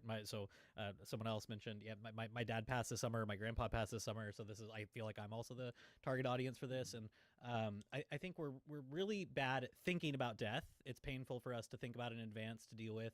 We don't plan for it. We don't want to plan for it. And if we can stave it off, we do. And I'm really, like, I think about this a lot because my wife works in an ICU. My brother-in-law's a doctor. And so they're constantly just kind of fetching about the families who come in as like 93-year-old grandma. Oh, she's a full code. Like, give her compressions. Like, we're going to bring her back to life. She'll live a long, happy, wonderful life. It's amazing, because they've never considered what it's like for grandma to die, right? And so I think about that a lot already. And then I think about this technology and I think, will this help? Will this make us better at dealing with death? And the answer is no. It's going to exacerbate the problems we already have with grieving or pre-grieving, as the case may be. And so I think it's also, you know, it's derivative of all the other problems with like companion AI, right? It makes people dependent on these technologies, more isolated from real life human beings, as Scott was talking about at the beginning when I came in. And so it has all the consequences we would expect, but then latch it onto this thing that we're already sucking at dealing with, right? We're having loneliness crisis, everything else, but also we're just really, really bad at figuring out what to do with our old and dying people. And if we have the option of, well, it doesn't really matter if they're old and die because I can just throw them in the internet and it'll be good forever. Ooh, that's terrible. But y'all brought up some stuff I hadn't thought about, the economic aspects, the training data aspects. Maybe this is just like this is probably the most like, I guess millennial or Gen Z kind of thing I want to reference, but I am obsessed with Over the Garden Wall. It came out 10 years ago, so sorry if I spoil it for you. But sort of the hook of the Over the Garden Wall show is there's this beast in the background who is stringing along this woodsman whose voice is Christopher Lloyd from Back to the Future, great voice actor, and with the promise that his daughter is alive in this lantern that he has to keep lit, that's fueled ultimately from the souls of dying lost children. And the twist at the end, sorry, it's been out for 10 years if this spoils it for you, but is that it's the beast's soul that's in the lantern that he's keeping lit. It's not actually his daughter. And to me, this feels like the kind of like contemporary analog of this is like, oh, if you just pay us that, $1, $5, $10 a month, if you just, you know, give us your training data, you keep the soul of your dead daughter or family member alive. Like, no, it's a false promise. And so I just find it repulsive on every angle. So yeah, you have a very diverse cast here tonight, Brian, but I don't know that any of us are willing to defend it. So maybe that's not a fun show. I'm not sure. No, I think there's lots of. We don't know. I'm ready to defend this shit. Well- all right, I didn't know it was gonna be that anti-AI. I was trying to be fucking middle ground boy. Are we ready? Well, we kind of have like Yeah, something right. that is already All like right, a go. So synapse. first and foremost, I Sure. would personally strangle 1,000 puppies until their eyes bulged out if it would save AI. I would do it personally, and I would do it with a smile on my face as the puppies. Like I would fucking. You do that I for would fun anyways. AI strangle doesn't have the- to be on the line. You Oh my just, God. No, That's no, no. it. I love puppies and I love cats. yeah, but there's I'm nothing a cat morally dad, stopping you but- from doing that, though. That's the Yeah, concession. like I wouldn't kill children. You know what I mean? Puppies are just property. I know, but if you know, let's how kill about that? All puppies right, for let me rephrase. I would personally burn down the entire Amazon rainforest if it would save AI.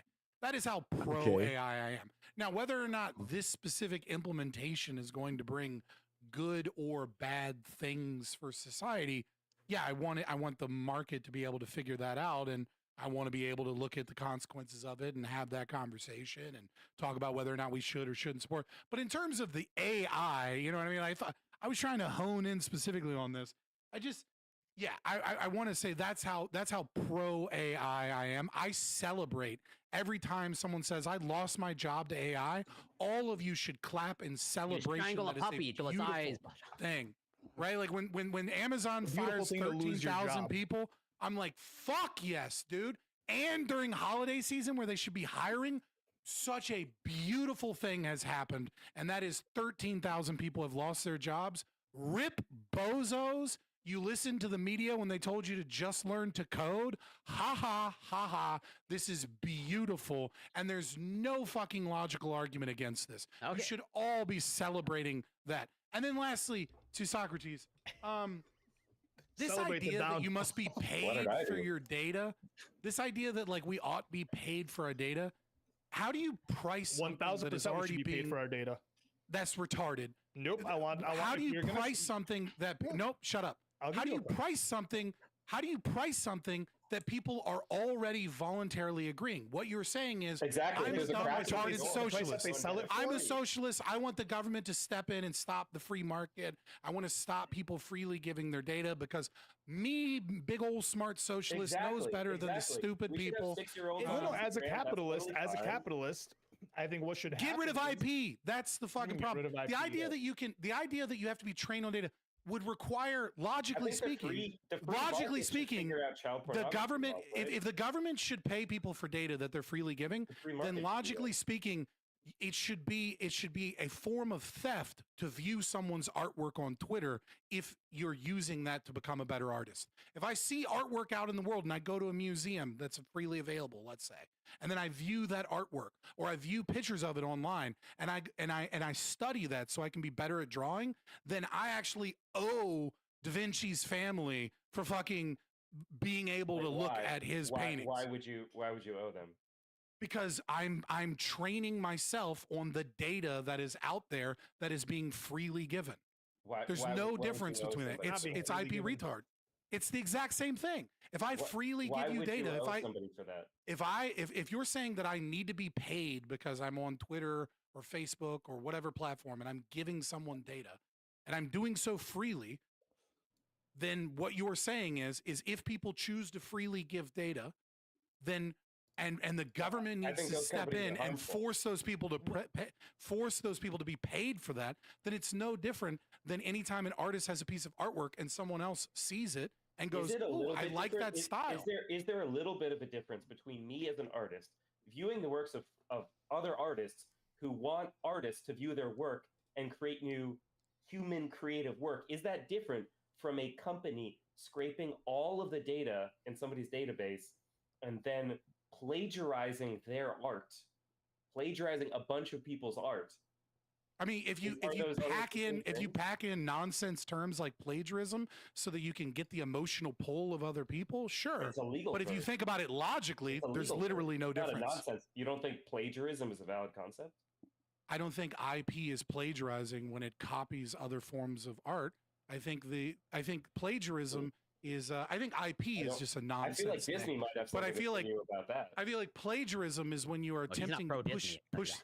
If you're pushing something off, right, as your own work, and it's not your own work, and you copied it, then it's fraud, right? But if you were just saying the machine, it's not fraud though, because if someone makes an AI thing and says, "Hey, look, I drew this," that's fraud.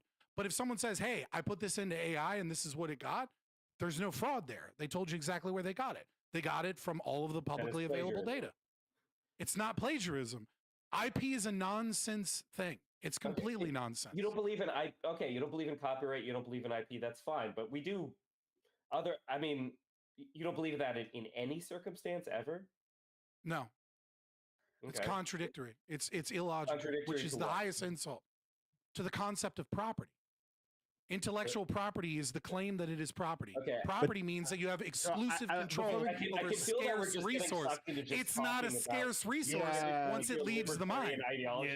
And that's like, Yeah. You're losing, so you yeah, immediately go, if you- "Oh, he's no, a it's- libertarian." I Fucking appreciate Dude. it. It's bulk it's up great to your see that. argument. Let's You got go to Corey. nothing. We're Nothing. gonna Take the we're L. gonna go to I get friend it. Corey. And Greg, did you want to say something? Oh shit, I'm afterwards? losing. Okay. Oh, libertarianism's Well, weird. We'll No, go. seriously, you're doing great. Not at all. We're going to Corey, and then to our friend Greg, and anyone else wants to chime in, let me know. Okay, maybe just a quick question. Just out of curiosity, Scott. Then I assume you're pro lab-grown meat, then, right? You're just dying. Wait until it's assuming. I It's mean, cheaper. I don't want to eat it, but like I am Oh, okay. 100% Now he's against. skeptical of the technology and the companies, right? No, Wait, there's something completely. Oh no, why don't- why that's don't you wanna- bullshit. Why don't you want to eat it? I am complete. I have actively spoken against Texas, for example, where they tried to make a lab-grown meat illegal. I think it should be perfectly legal. Yeah, but why don't I'm you not want gonna- to eat it? Why don't you want to eat it? I have an autoimmune disease. I'm kind of reticent Wait, to try don't to you eat put. meat already? I'm pretty sure you mentioned that your diet is largely Yes. Yeah, Right, it's a lot of meat, a lot of fruit. Some vegetables. I have to be careful. Right. I'm skeptical of any new exactly, you're compound that comes skeptical, in. Yes, but you're not skeptical of That's, the AI. do you think this is an own? I'm completely I don't think it's an logically own. consistent here. When did I ever say I'm going to own you? I'm asking. Well, no, I said specifically like we should have conversations about this niche usage of AI and whether or not it's beneficial or not beneficial to society. But AI in general and the concept of trying to price data by force is just another socialist implementation into the market to destroy human progress on the basis of IP, which is holding us back as a. Do all your same arguments hold true of like you'll burn down the rainforest and strangle 1,000 puppies to get your lab grown meat? Well, no, I don't feel that strongly about lab-grown meat. I don't value lab-grown meat as much as I value AI as an entirety. I think AI as an entirety is the greatest labor-saving device that almost certainly will ever be invented in human history, and absolutely is invented in human history, which will usher in a process of lowered prices and labor saving that would essentially make the past look like a dystopia. That AI, if utilized properly, is going to dramatically increase the value I think of our everyone life. agrees if AI is utilized, and that's where Right. have- And if you're trying to put in just like government if regulations on the lab-grown meat is market utilized with and developed IP and properly, things, you'd be all on Yeah. board. But as of now, you are skeptical.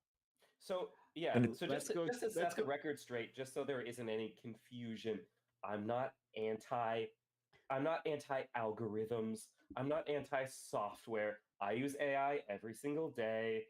I think we can get to Star Trek, eventually using tools like AI. What I'm against. well, Star are Trek things is a like- wait, post-scarcity commie fantasy, so we'll never get to Star exactly. Trek. Not with that I'm attitude. not sure what that means, but True.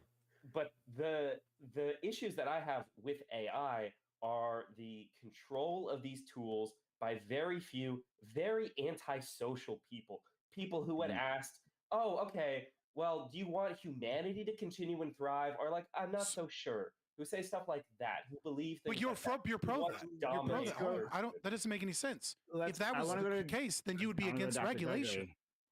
Gregory. You're pro making sure the elites control it that are antisocial individuals. No, I'm not. If you Obviously, I'm not. believed what you said, then you would be a capitalist like me, and you would be against regulations. You'd be against trying to create pricing mechanisms on data and things like that, because what you're arguing for absolutely ensures that a few large companies that are able to engage in regulatory capture of the state are the ones in control of this. Before we go So on you're, this tangent, you're lying. Only I do want to go to Dr. no. Greg. The thing is, before we go, the thing is, man, is that the AI companies were only able to exist because they have patents and they were able to actually create a product that they were able to sell. And if you just have like any new startup that is able to be taken over and their idea is capable of being taken over by these huge corporations, you would have no competition within the market. So then you would just have everything flowing to the top, and you would have all these How would you not have competition without IP? You'd have more competition without IP.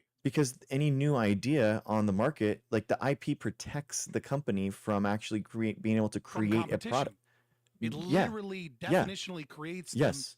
Exactly. creates a situation where they're protected from Yes. competition. Yes, So that because the they're price able mechanism to and create that liberty- idea, a unique idea. That's the thing, is that it has to be a unique idea. And then that unique idea is able to, within the market, being able to see what is the better idea. And by not allowing that protection, all you've done is the person or the company with the more amount of money will just be able to vulture that idea and take it over. So AI That's is literally a what function. IP does. But They you create an idea and then they get to vulture that. I mean, for with example, a smaller right? amount of let's look at smaller let's look amount at of an example. money and a smaller amount, like you're not creating like the new companies and that are coming out, basically like startups and stuff like that. They're not going to be able to have the capital of these, like Googles and stuff like that. So Well, exactly. I mean, like so Google can why- steal your idea, make it, and that's not competition. That's just your Yeah. idea being stolen if because Google, of your if you have free a good market idea, concept, and Google then- should steal it. It's I not. mean, okay, so stealth. then That's not that's not competition That's not then. That's just when- competition. Then how? That's not a free market. That How is does anyone- competition. How do you come up in a market if your idea can just be stolen by the already large conglomerate that has all the money to do all AI these is things? AI is almost probably the worst example you could use in this. Like if you wanted to Well, use I know, a harder. I think No, he's making an argument for like IP in general. Wait, no, or, no, no, like, no. patents in general. Yeah. Like AI is probably the worst one to do this with, and the reason is because like a much harder one for me to like a much easier one to to straw man or steel man from your position either way would be like pharmacology research, right? Sure. Like, yeah. that is something that you can like is a lot harder to defend against. But in terms of AI, that's silly because Google has massive economies of scale, right? But they also have a bureaucracy that holds them down. So they have all of these other things that they have to pay for. When you're talking about AI, you can have a few tech bros with an idea.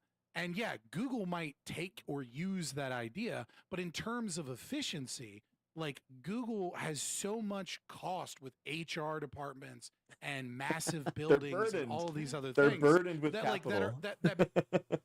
Yes, literally, like being like large bureaucracies are very difficult and very inefficient at making quick changes in a way that startups can very quickly adapt to a market in a way that, especially when you're talking about a niche market like this specific product, as opposed to Google's empire. Bro, right? it's So called I mean, like large the idea that you would language get rid models. of Literally, large capabilities and large data sets allow them to score like get more data and Google's like cache of the entire internet like gives them an advantage, because they're building a large language that's model. in an IP situation, right? Without the IP situation, little tech bro startup could just use all of Google's fucking data that they spent so much time trying to collect from different things, and just literally they could just go to any AI or go to any Facebook or go to anything and just use that data because that data is not owned by anybody. So if it's available publicly in any domain, then they can collect that data. So Scott, I'm a little bit with you on some pieces of this. So like DeepSeek is a great example. I think it's the best example I think recently of what you're talking about, where they trained their models on, I don't remember if it was OpenAI or ChatGPT. They trained their models. I think they trained it on everything, and all it made was cat faces for like a long time. Yeah. And in like a day or something, like all of these companies just like went off a cliff for a little bit. They probably bounced back. But so there's some circumstances. Well, that was Michael Burry. Yeah. Right. Michael Burry shorted Nvidia 1 million put, and then Palantir 5 million. And he's been kind of cryptically stating that AI is in a bubble because it's malinvestment. It's already dead. He killed Citadel. It's all gone. He liquidated all his positions because he said he didn't understand the market, so he liquidated everything. Well, he did those puts and then he grabbed out Scion and then he's going into family management. We don't really know like what he. It's hard to know, but yeah. Sakshi's finished. So I want you guys to like have a little bit more time with this IP, but I actually want to bring it back to the actual service and discuss that in more detail rather than like just going on IP. Yeah. But you can finish your point. So there's some circumstances where you can train your model on their model and get to their point much more rapidly through that with a lot less investment. There are circumstances like that. There are other circumstances. And then there are other circumstances with economies of scale. Yeah. Let me just get this really quickly. Where yes, lots and lots of dedicated hardware, like massive amounts of hardware and data centers, and models that aren't necessarily the actual like models themselves aren't necessarily publicly available when it comes to Google or something like that. They're not necessarily exposing that for somebody else to train on or to build. Yeah, it's not open So source software. Really, even if we got rid of IP, they would almost certainly the trade next day secrets. everyone would sign an NDA that like would says like Yeah. you owe us like $10 million if you tell another company how to do this, etc. Like there would still be some form of protecting corporate Trade secrets, data yeah. in some way. Yeah. But when it comes to companies like the one that we're discussing, laws around like specific types of regulation that say something like, if I give my likeness to a company, and that would be defined in some particular way, if I give my likeness to some kind of AI company, I need to be able to demand, they need to comply that they delete that data. Maybe Why? there's some way to why? Yeah, why would you be for that? I think when it comes to somebody who is dead, when it comes to somebody who doesn't understand and can't consent to having their likeness in something. I mean, this is something that actors are talking about, but I think as like regular people, this is something that we simply ought to have a right to say, Well, you cannot permanently have my just likeness, period. That's you not a slipped thing in that something. you can. You slipped in please. people that can't consent, right? Mhm. I would agree, right? Children or training data off of children's actions that are incapable of consenting, Mhm. or people that are intellectually disabled. I would absolutely agree if they're incapable of or consenting. people who are, to and I give- don't mean this in a rude way, but people who are like maybe 70, 80, or 90, or maybe don't really understand like what this technology could do. I'm using intellectually disabled mhm. as a catch-all here, right? Which would also include, like a dementia patient. Okay, so or, there's someone areas that of has lost agreement some mental between us. faculties. Yeah, I completely agree. If you're incapable of consenting Okay. to something, right, And then then for those utilizing your who data off could of that lack of consent. consent. But I mean, Mhm. if you're just an average Joe, and Facebook has said forever that they're using people's data. I'm using Facebook as an example only because Facebook has so famously used people's data, sold people's To data, nefarious a ends. lot, well, and to very positive ends, right? Like a lot of social I don't know science about that, research would not be as robust without Facebook's data, right? Sure, like sure. many of There you could- guys there are in could be some academia. positives, Like but there's a ton of Cambridge social science Analytica, research. just Right. weird, creepy, like ad stuff in general is just like. But Yeah, why is but I mean, it like a good? For why do you want it? Why would for you to be able want to restrict sell your people's likeness liberty to do that? permanently in a way that you cannot get it back? Why is that like a good thing for humanity? Why is that positive? Well, I mean, if it's aiding the greatest labor saving device in the world in all of history, just that's give great. ourselves, please, AI, take our. Well, no, if you don't want your data build us publicly a available, utopia. right? Then don't go on to services and things like that. That part of In the the public? reason that they're cheap Don't or function free in the world. is that you're giving them your data, right? Don't exist? If you if well, no, I'm not saying don't exist, but if you're That is what you're against giving saying. your data, then you're not. Then don't fucking get an Instagram. No, don't Right? Like exist when you get an in the world. Instagram, you're giving your data. But like you're in the that's public. that's So- how you're fucking. That's how they're making money is off your data and off of advertising. If Why you're in is the it public, better you can to be have videotaped. Companies like that. Why is it better? Why are we in such a terrible place in the world if companies like that don't exist? Is there anyone here who's like, no? If Instagram didn't try to addict us and sell our data, that would just I couldn't. No, I wouldn't hold want to live on. in that We don't. world. We don't even have to go that. We can go. We can expand this conversation on data, right? I do want to get back to a hard conversation on necessarily the AI startup, the two. Well, everyone was in agreement, so I stirred the fucking pot and went full blown pro AI because I am. That's fine. No, it's fine. No, I'm not. No criticisms here. I'm just saying I'm going to get back to that eventually, right? But like this conversation is a separate one, which I'm actually very much interested in. And that's talking about like your ownership of your digital assets, right? Now, I am with my friend Scott, right, on if not getting rid of IP, right, vastly limiting it, right? I would do a vast overhaul of this thing. to limit uh, uh, uh, the ability of organizations to stop innovation, to use IP as a weapon against other people who are trying to get their start and all that. Like my idea of IP is vastly different, if not like completely eliminating it. However, I think it's different talking about like, hey, maybe we should open up creative works right to the commons. I think it's different from like your likeness, right? Like your personal data is not a creative work. I don't think those two things are the same. I don't think they should be treated the same, right? Like How come? I don't know. I think my genetic information necessarily is a creative work, and that some other entity should necessarily be able to own that. However, and I'm going to go back and forth here, right? If I actively want to sell that, that's a different thing. But like this idea of data, right? And like giving it away, I think that's where the heart of this particular conversation is at. Because like it's not simply Facebook, right? Like yes, like our friend Scott said, like, Facebook is very well known. But I think that the more insidious thing is that our data is leaking out constantly from all sorts of sources, right? Right? Just having a cell phone, there's a ton of data that can and will be collected by the apps on them.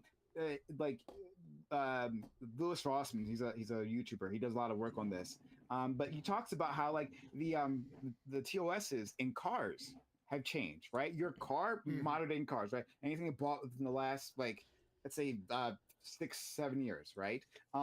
Is like a data collection machine that's being sold off on a secondary market. That's a new profit stream. And where you are like those, there's a bunch of sensors in the cars that one they tell you to where you're gonna go, obviously, right? But also like how many passengers are in the car, what is the weight of the passengers in the car, right? Like their driving patterns. All that is being hoovered up, and people have no knowledge of these things, right? So it's even so. Facebook, I think, is less offensive because stolen. it's Facebook is less offensive because of what our friend Scott said. Like it's well known, right? But this it isn't well known. In fact, it's wrapped up, right? It's like one of those there's a term for this, like EULA, right? The end user license agreement, right? Like they make it one in two ways. When you're signing the car, right? They either put it so that you to get the car, period, you have to agree to this, or they make it so confusing as to what data is being collected that you have no idea, right, what you're actually agreeing to. All of that is a problem, up and down, a problem. Why? And so, like when we talk, okay, let me finish. And then you've laid out a lot of things you don't like. I'm just curious if you have like why? Why is that bad? It's bad because one, people I think aren't actually properly consenting, right? Maybe Facebook you could argue is a proper consent. But if you don't have a full understanding, and two, if there aren't actual choices, because it seems like in Firefox, Mozilla, the Mozilla has done like these privacy reports on car companies, right? As far as I know, all the major manufacturers are doing this. And if you have no actual real choice, but you need to like use a car, right? Then it's like that seems like you're being forced to choose between your privacy and like your livelihood and being able to survive. And I don't think people should be put in that positions in the first place. So I said a lot, but well, I mean, so it becomes a violation of your rights if your choice is limited by the available products on the market. So if someone came out tomorrow, right? And let's assume all of the regulations on IP and all these other things, we're not standing in the way of getting in the auto manufacturing business, right? Because like, obviously we're talking about a highly regulated industry where the government kind of creates a pseudo monopoly by virtue of the regulations corporations fight for, so that they don't have that much competition. But let's assume even in a perfect capitalist system, there still was 100 choices for cars, and 100 out of 100, wanted your data, and there was no viable means of you purchasing a car. Then it becomes a violation of your rights just by the sheer fact that you don't have a product on the market that doesn't violate your data? I think there's a way to flip that around, which is to say, why does it make a world into a hellscape if we just collectively, as a group of people, say, no, companies have to provide this option to opt out of this? Why does that transform our world into a hellscape? If we just say, let's just make it so that doesn't happen. Why is Well, I that don't think This it's isn't not, like an it's not ephemeral that thing. that This one isn't like specific- this isn't it's like not a, that that one specific action. I'll answer the question. I'll try and be very quick because I know I'm taking up the whole fucking panel. But everyone was pro AI, was like anti AI, so I stepped in. All right. It's not that that one specific action, in and of itself, turns the world into a quote unquote hellscape. The problem is that the moment you see that, you go into the domain of accepting the logic of might makes right, the law of the jungle, and personal preference. The moment you say, like, well, consequentially, I think the world would be better since we all kind of like democratically view that this is better if we have these restrictions on human liberty, because I think the consequences, like are better than the alternative, is the moment that logic is now presumably justified in all domains of life, and it becomes death by 1,000 cuts, and we live in this world where corporate power is insane, where we live in this world where the Trump administration is talking about 50-year mortgages instead of actually addressing the housing regulations. Like, we live in a dystopia because the logic behind that is the same logic behind so many other things that become market disruptions that reduce liberty and increase power at the corporate elite. And increase liberty for people, for citizens. There's no increased liberty by violating liberty. That's a contradiction. So if we as a society, the people, the living human beings, say, we want to be able to opt out of you scanning my face every single day, we want to be able to opt out of that, we get that liberty to that form of privacy. You live in that world right now. Just go live with the Amish. Yeah, go buy a cheaper, go buy an older car. That's liberty. That's liberty, right? Like, that's liberty. You don't say you've increased liberty by creating laws that are restrictions on individuals' liberty. Like, that's not a creation of liberty. It's like that's a contradiction. Like, to say that by increasing what you would presumably, and I'm trying to steel man here, call positive rights, right? Sure. Positive rights are a contradiction, insofar as they are a violation of negative rights. If you're saying, I'm going to use the power of the state to restrict your freedom to do things, and therefore you have more liberty, it is it's just definitionally a contradiction. Right. So I recognize, of course, these are in contradiction, right? I mean, it's a zero sum between a positive and a negative liberty, right? Like, if it's illegal to kill yourself, then I don't know, people aren't going to be able to buy a service to die or whatever, but then you also don't have that right. Like, of course, there's trade-offs in life, but sometimes we can decide that one thing is preferable to another thing, right? We can decide that it's whimsy. The moment you choose once. I don't know why you're saying whimsy. When we're talking about, I don't think, like, if I'm saying your logic, hypothetically, when you accept contradiction is okay in terms of liberty, it's then not you justify all of it. It's conflict. Conflict is not contradiction. No, conflict is when two or more individuals want to use a scarce resource towards opposed means. IP is not a scarce resource. I want to refocus. So let's pull back up in this part of the conversation, which I think is actually super interesting. Like, in terms of like digital asset ownership, your digital likeness, I think it's an extension of yourself in our society, effectively. Yeah. I know I'm interrupting. I'm sorry. I'm along for the ride because everyone was like, "Fuck AI." No, it's all fine. No, it's all fine. Fuck AI. I just think. 1 second. I just think that. I just want to focus on this particular thing, right? So, moving back to the conversation about this two-way company, let's talk about this idea of creating a digital avatar, right? So, like I said at the start that there was multiple conversations I wanted to have, and I don't think we've yet really grappled with what is actually being offered here. what is being offered, as far as I know, and if someone has better information, please correct me, right? Is that you can take a video of an individual, right? A 3-minute video. We put it in the commercial, right? 3 minutes. A 3-minute video, and then they will create a representation that is accurate, that is there's going to be a lot of input something from the app recognizable user. as to be like your loved one, and then that would be a reasonable facsimile. That's where I'm going with this. A reasonable facsimile of this individual, and that's that's the service you're paying for. That's nonsense. I hope we can all understand They're going to that. generalize. They're going to generalize. It's more than that. It's like you're using generative AI, right? To like your mom is just Gen AI. Did anyone actually go to the website? Like of two-way. Two-way's website. Like this isn't the first product they sold. They actually have a bunch of digital avatars there, right? Like they got one of William Shakespeare and probably one of a bunch of like dead individuals, right? Like and those are their avatars. Is that William Shakespeare?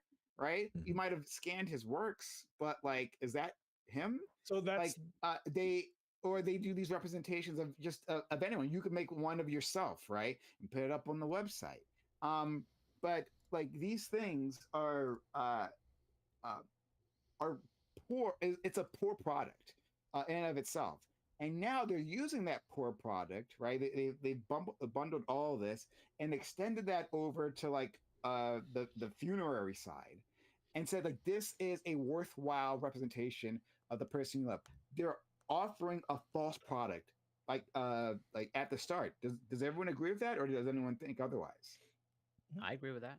Yeah. I mean, it's not an ephemeral thing. It's a very poor facsimile. I mean, it's like right now, guys. We can like take it out of like the theoretical. I mean, right now you can clone your dog.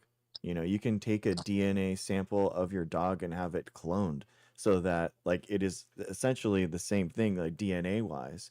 And so and then also like you could in theoretically, if you had like sequencing done of your dog or something like that, in the future, maybe you could, maybe with current technology, you could take a lot of that same information and you could buy someone else's dog. So I could buy Scott's dog and I can like create Scott's dog for my own. You know what I mean? It would be like, it's just like a weird idea. A really good dog. I'm a cat dad. Yeah, so you know what I mean? Cat dads represent. But like imagine, right? I mean, Fuck you imagine for that. assuming just because I have all this beautiful masculine energy that I have a dog. All right. Yeah. But he's But you saying know like what I mean? that's That's wild. a long time ago. You have like a good cat, you sell the algorithm or the likeness of the cat, right? Yeah. Like, you can sell your own data, right? You can farm and sell your own data, which actually is a pretty decent idea, but now Google's gonna do that, so we're fucked.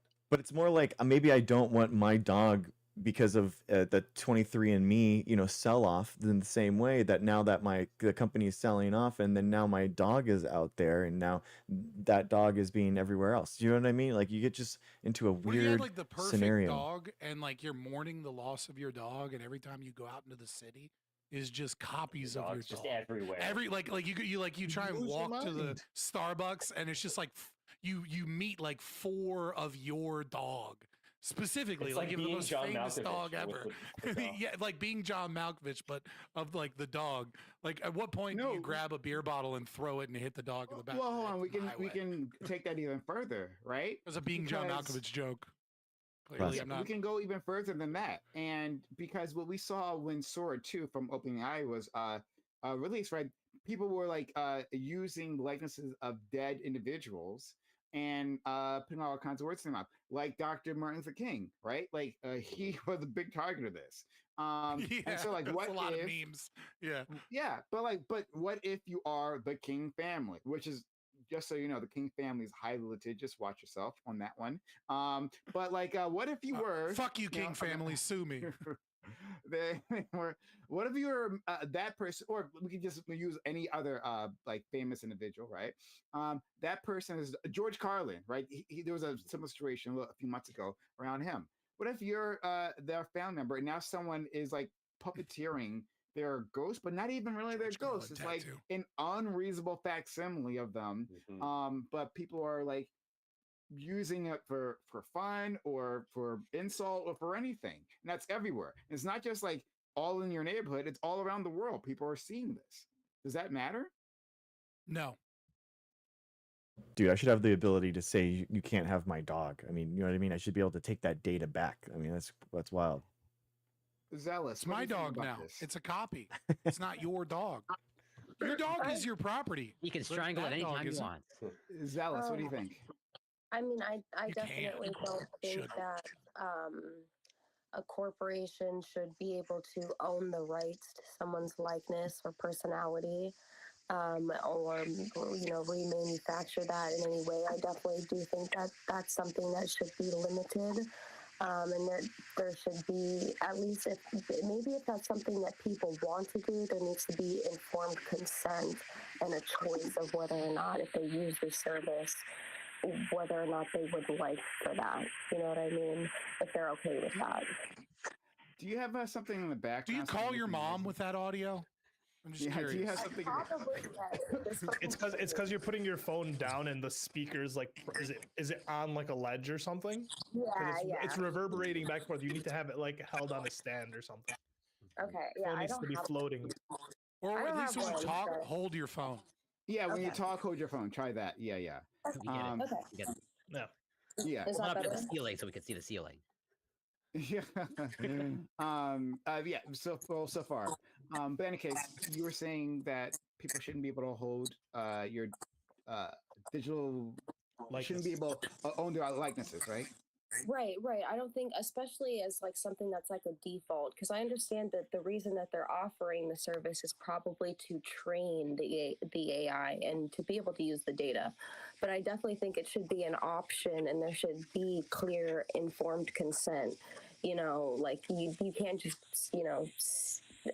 take the image of somebody's grandmother and use it for an ad or sell it off to another company or something like that. Like, I don't think that's acceptable.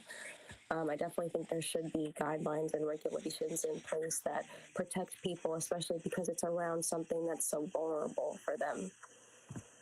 I hear this from you, but also from other people. You keep saying like, "Oh, well, people need informed consent." Like, what the hell does that mean to people here? Hi, Marissa. Because I feel like it's more being used this more is as a a buzzword, right? So- Twitch if you're politics uploading panel the right now, image, so we are a right, guest on there. and saying that We're have talking about access and whether or we not AI own, companies can have like and sell all of the data likenesses that you're giving us. of That's dead loved informed ones. consent.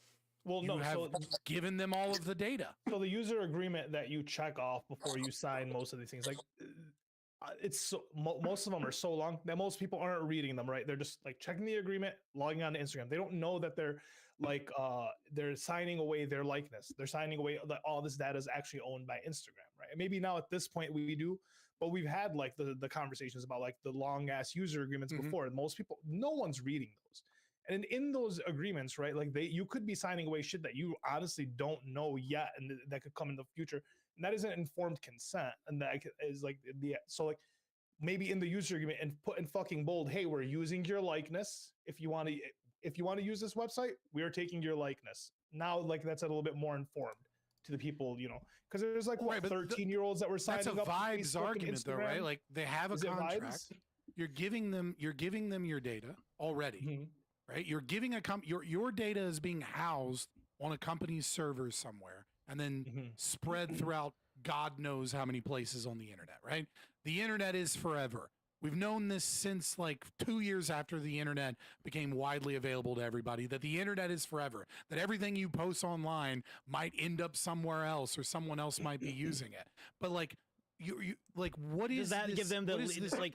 I know you have a like intellectual and principled objections to IP law in general, but does that imply that everybody who knows the internet is forever is saying, well, I know that my property can be used for literally anything? Like they can use it to profit, they can use it for advertising, they can use it for this, they can use it for that. I think those are different things, right? The idea that the internet is forever, it can pop up wherever I want, is different than existing in our current IP law situation. They actually now I have functionally signed over my right for them to use it for whatever purpose they want, right? That's a little bit different, right? I know You you're saying didn't it's have a right to vibes-based begin argument, with. but you didn't have a right to You're freely give your data saying that, and it you're be saying that, but protected we're, at the same Scott, time. we're existing in reality with current IP law, and there's a contract that I signed somewhere that says now I've given it over. You're saying they didn't have a right to begin with because you don't think it exists at all. But like these are different things, right? So let me give you an example. That, this guy, Matthew Crawford, saying who it wrote this because book, it's Shop true, Class to Soul but Crap, yeah. testified in front of the Senate, and he gave this really great example that I like to use a lot with my students of, he had a Sleep Number mattress, and the Sleep Number mattress had this like responsive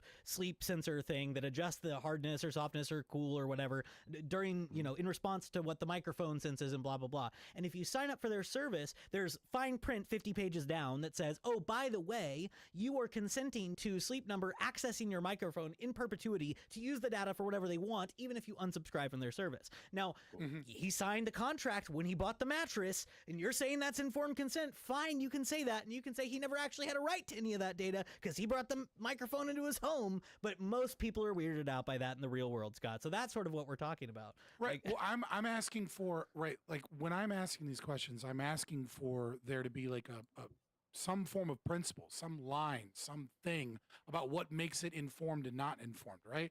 I agree that there is, when you go to extreme examples, so the type of thing that you're discussing in contract law would be like unconscionability, right?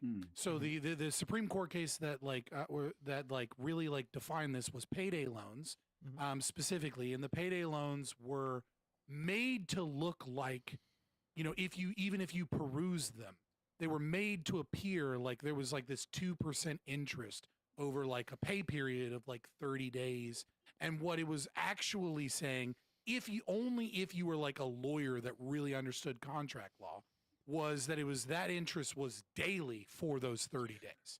And so you would assume that you're dealing with 2% interest, over a 30-day period, but you're actually dealing with 2% daily interest. And then a woman who had difficulty speaking English because she was a legal immigrant of some sort. I don't remember her status, right?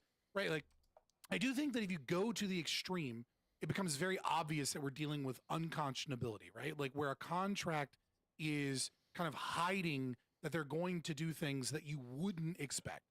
And so when we look at the principal elements of fraud from a common law perspective, one of those principles in order to meet fraud is like, is it reasonable that you could discover this information on your own, right? So like, for example, if, someone is like, I'm selling the greatest vacuum ever made.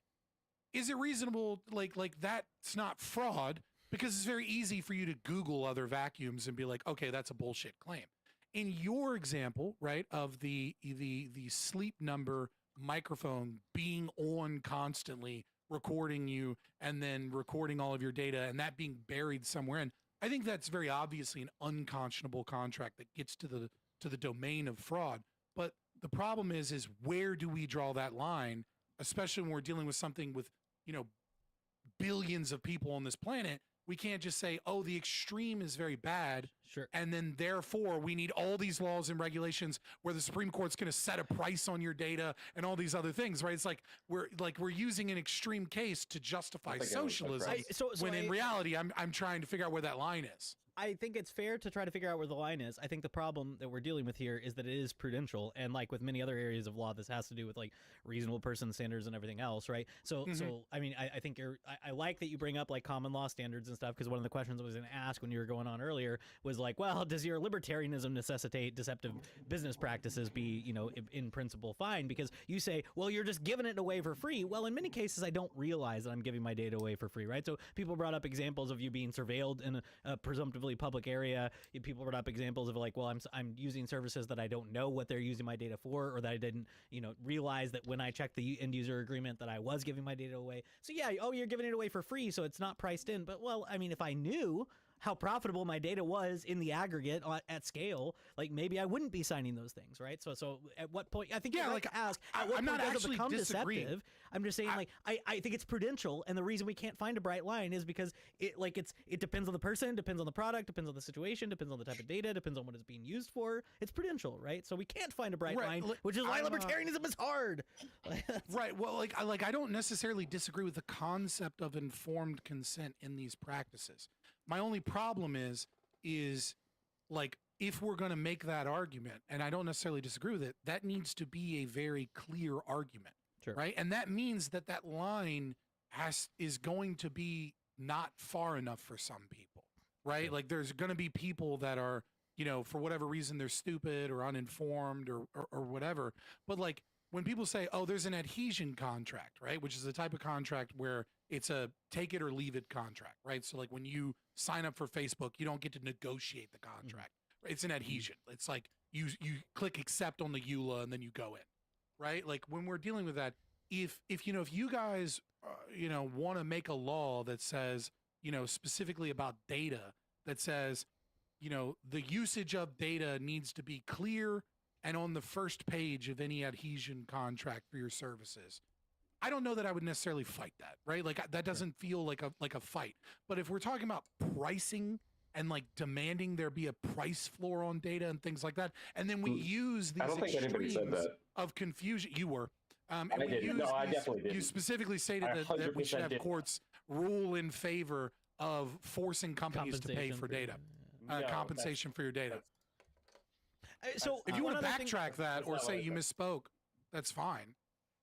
No, you misunderstood. I said that No, they shouldn't be able to plagiarize and that people should be able to revoke access to their data. No, you I didn't say that specifically there should be a stated. You negotiated price. specifically no. You Hey, we just, like, take specifically. the data You with didn't it. say there should be a negotiated price. That is correct. I didn't That was say my there should be a- follow-up question there should be a earlier price. No. that you dodged again, and now you're making. To be now fair, you're I think making it I seem said like I you're think gonna they should make be that paying us for their, for the data. maybe. You agreed with Hey, him Heather. when Hey, how's it he going? Probably agreed stated with a bunch that of the things that he courts said, if you are wanna go through it doing all. nothing and not stepping in like they should Well, be that's- to force companies to Sure. pay for your I data. want to make sure before we move on. I do want to make sure Yukis gets his point out. Then I want to go to Corey. Then we can go back to our friend Socrates. And anyone else wants to let me to jump in, put your hand up or something so I know. Yeah. To our new people. Go ahead. Just Yukis. last point, and I'll shut up. This is way earlier, but it pains me sometimes to agree with Scott because I left my Ayn Rand phase many years ago. But I do agree that I think some people sort of uncritically accept IP law as like a boon to innovation, where like y'all mentioned Google earlier as sort of like pricing out or sucking up the Ayn Rand was innovation pro of other- IP, by the way. Well, I know. Okay, What a okay, loser. I'm making a joke, Scott. I'm making a joke. well, Okay. fair. But Google is very famous, by the way, for using IP laws in sort of combative ways to suck up new companies, to take an innovation, to own it, and then sock it away and not use it for a long period of time. So like I do think we sort of underestimate that. I will say though that like if you go like to like Adam Smith and look at like how he defends copyright law, he's like, yeah, you have this. The purpose of this is to defend one innovator's right to profit on this for a very limited period of time, and then it goes into public use. And he's unclear of how long that is, but the idea is like, yeah, you 'cause do it's a reward whimsy. somebody. Yeah, well, it's not whimsy. It's not good based on principle. logic. No, it is. Adam Smith is far more logical than you, Scott, on any given day. But the idea is you Not do on this. reward, He's wrong. You do reward somebody who Get him on. comes up with something innovative, but then it is for the purpose of the public good, and so it is in a public domain. So yeah, I think IP law is complicated in the ways we're describing, and Adam Smith and beats just- Scott. So And just to add on to that very quickly, and I'll go to our friend Corey. That I love what our friend Eucharist said about Google using IP as a weapon, right? But then them and all these other AI companies pleading victim when copyright holders, right, of books or music that they've been hoovering up say, hey, well, we want to exercise our copyright rights and we want to get paid for this. Then, well, no, I never mind, right? It's not. See, the law's not clear here, right? But if in that the next breath, right? Yeah, you've introduced a you- contradiction into law, so you- powerful corporations will use it to their advantage. You ask to have free access to their AI models. Well, then they'll all of a sudden they'll remember the value of IP law once again, right? So there's a lot of bullshit happening. Let's go to our friend Corey. Yeah, in this sort of vein, I guess, of informed consent. So now, out of curiosity, Scott, how do you feel? Do you think, let's say, Elon Musk is committing fraud when he calls, full self-driving bracket supervised, and that I believe they were just recently held liable, I think back in like August or early of like, yeah, as in like they were basically found partly responsible for this person's fatality, because it's like, yes, it's full self-driving bracket supervised, but then like somewhere in the user manual it like expands. Well, the bracket supervised means doesn't actually mean full self-driving. It means like, well, actually you're supposed to pay attention at all times. Do you think that is fraud? I mean, like, I would have to look at the case and the vehicle more specifically, right? Like, it's my understanding that like Teslas, for example, like will like shit on you the second your eyes or your hands aren't like on the wheel or engaged after like 15 seconds and things of that nature. So I would say that in terms of like the ability for a person, a reasonable person, to be able to discover that isn't impaired. So I wouldn't, like, my gut reaction is that it's likely not fraud, but like I'm not like such an Elon Musk fanboy that I can't say that he fucked up here. Or Okay, that but he's just the concept liable. of But like my gut reaction, right, but is just like the it's still concept of- based upon those principles.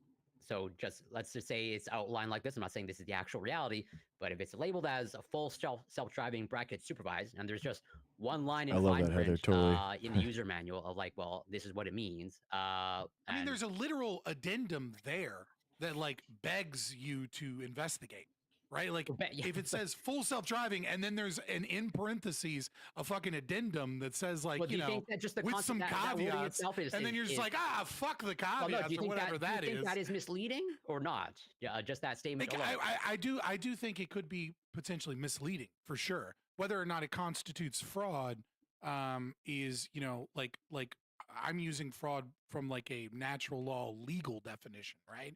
I would say that it might be potentially immoral or misleading in some way, right? Like that, like maybe you should just put like supervised self-driving instead of full self-driving. But again, with the example I gave, greatest vacuum in the world. Can you Google whether or not it's actually true that it's the greatest vacuum in the world? I think before you let a car drive for you and it says something right next to it supervised in brackets, like maybe you should But it also Google says what full the fuck that self-driving. is. Like you're all about logical contradictions and all that stuff. I see that. Is that not a contradiction? Yeah, I think, I would say it's a contradiction. I don't know that it constitutes fraud, though. No, I agree that it is a understand that. contradiction. I agree that it is misleading. I agree that it is potentially immoral, right? I just don't agree that it's, without looking further into the case, No, I whether or not understand the it fraud is, thing. meets That's a legal the thing. and all legal that stuff. definition Yeah, of fraud, whether or not he should be like financially liable for a But crime. you do recognize the contradiction on its face. The world is full of a lot of contradictions, and Elon Musk isn't somehow special from that. Okay. But thank you. If you're familiar with this program, I got a big fucking problem with Elon Musk and what he gets away with. But it's okay. It's okay. We don't have to go down that route. Like, look Big at me. fucking problem making with everything. the soon-to-be best trillionaire ever. This motherfucker is not going to be a trillionaire, right? Like, if you just look at the plan, there's no way. If he is, though, he will be the best one.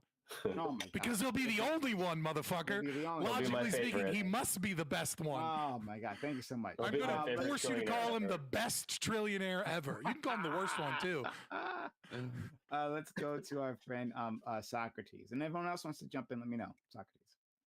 Yeah. So this the concept of informed consent. I mean, I think of it as like when you're going through informed consent in a medical scenario, you're going under for surgery.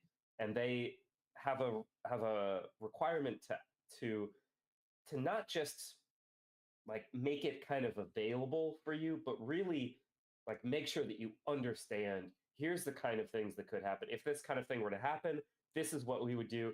It's not entirely exhaustive because the number of things that could go wrong, that they might remediate in a way that they might not have the time to wake you up and then have you consent to something else. They might have to do some kind of life-saving procedure.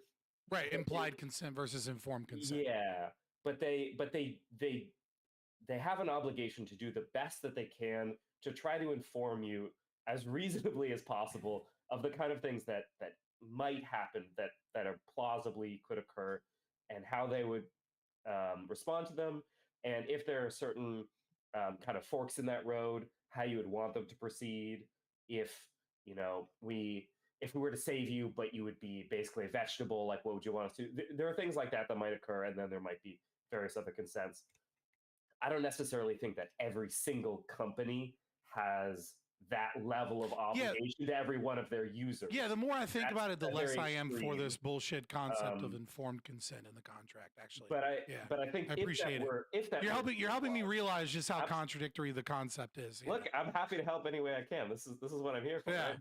But I think if that were to be applied to a company like this for their users, I think one requirement would be understanding here are the plausible ways that we might use this data. So if they've already, basically in their business plan, this isn't on their app website, but in their business plan, they're like, well, we plan to sell this to advertisers or something like that. Ethically, and I think if they were to talk about informed consent to like a high standard, that's the kind of thing that they would share, as this is a kind of thing that we might use this for when we have control over your data. Another thing might be the level of really how good that representation is. My guess with this, 3 minutes, you can get the kind of like image of this person moving. You can get their vocal tone. You might be able to get something about their kind of like word choices, like their preference for using different kinds of words or different words in a certain way. But you're not going to be able to get like, oh, here, this is the kind of oh yeah, that's exactly the advice grandma would have given in the scenario, right? They're not going to be able to get no, it would anything have like to be that. built It's gonna off of be a your generic interactions, whatever. improve over time. It's a facsimile of your grandma no matter what, unless they can But like it's perfectly copy your grandma's brain, right? It'll be a generic model with a skin with a texture of your grandma Yes. on top of it, with Exactly. possibly some like cadence influence, possibly some word choice influence, but Yeah. maybe not even. But you're gonna get like a doll, a digital 3D doll of your grandma that can talk when you pull the cord.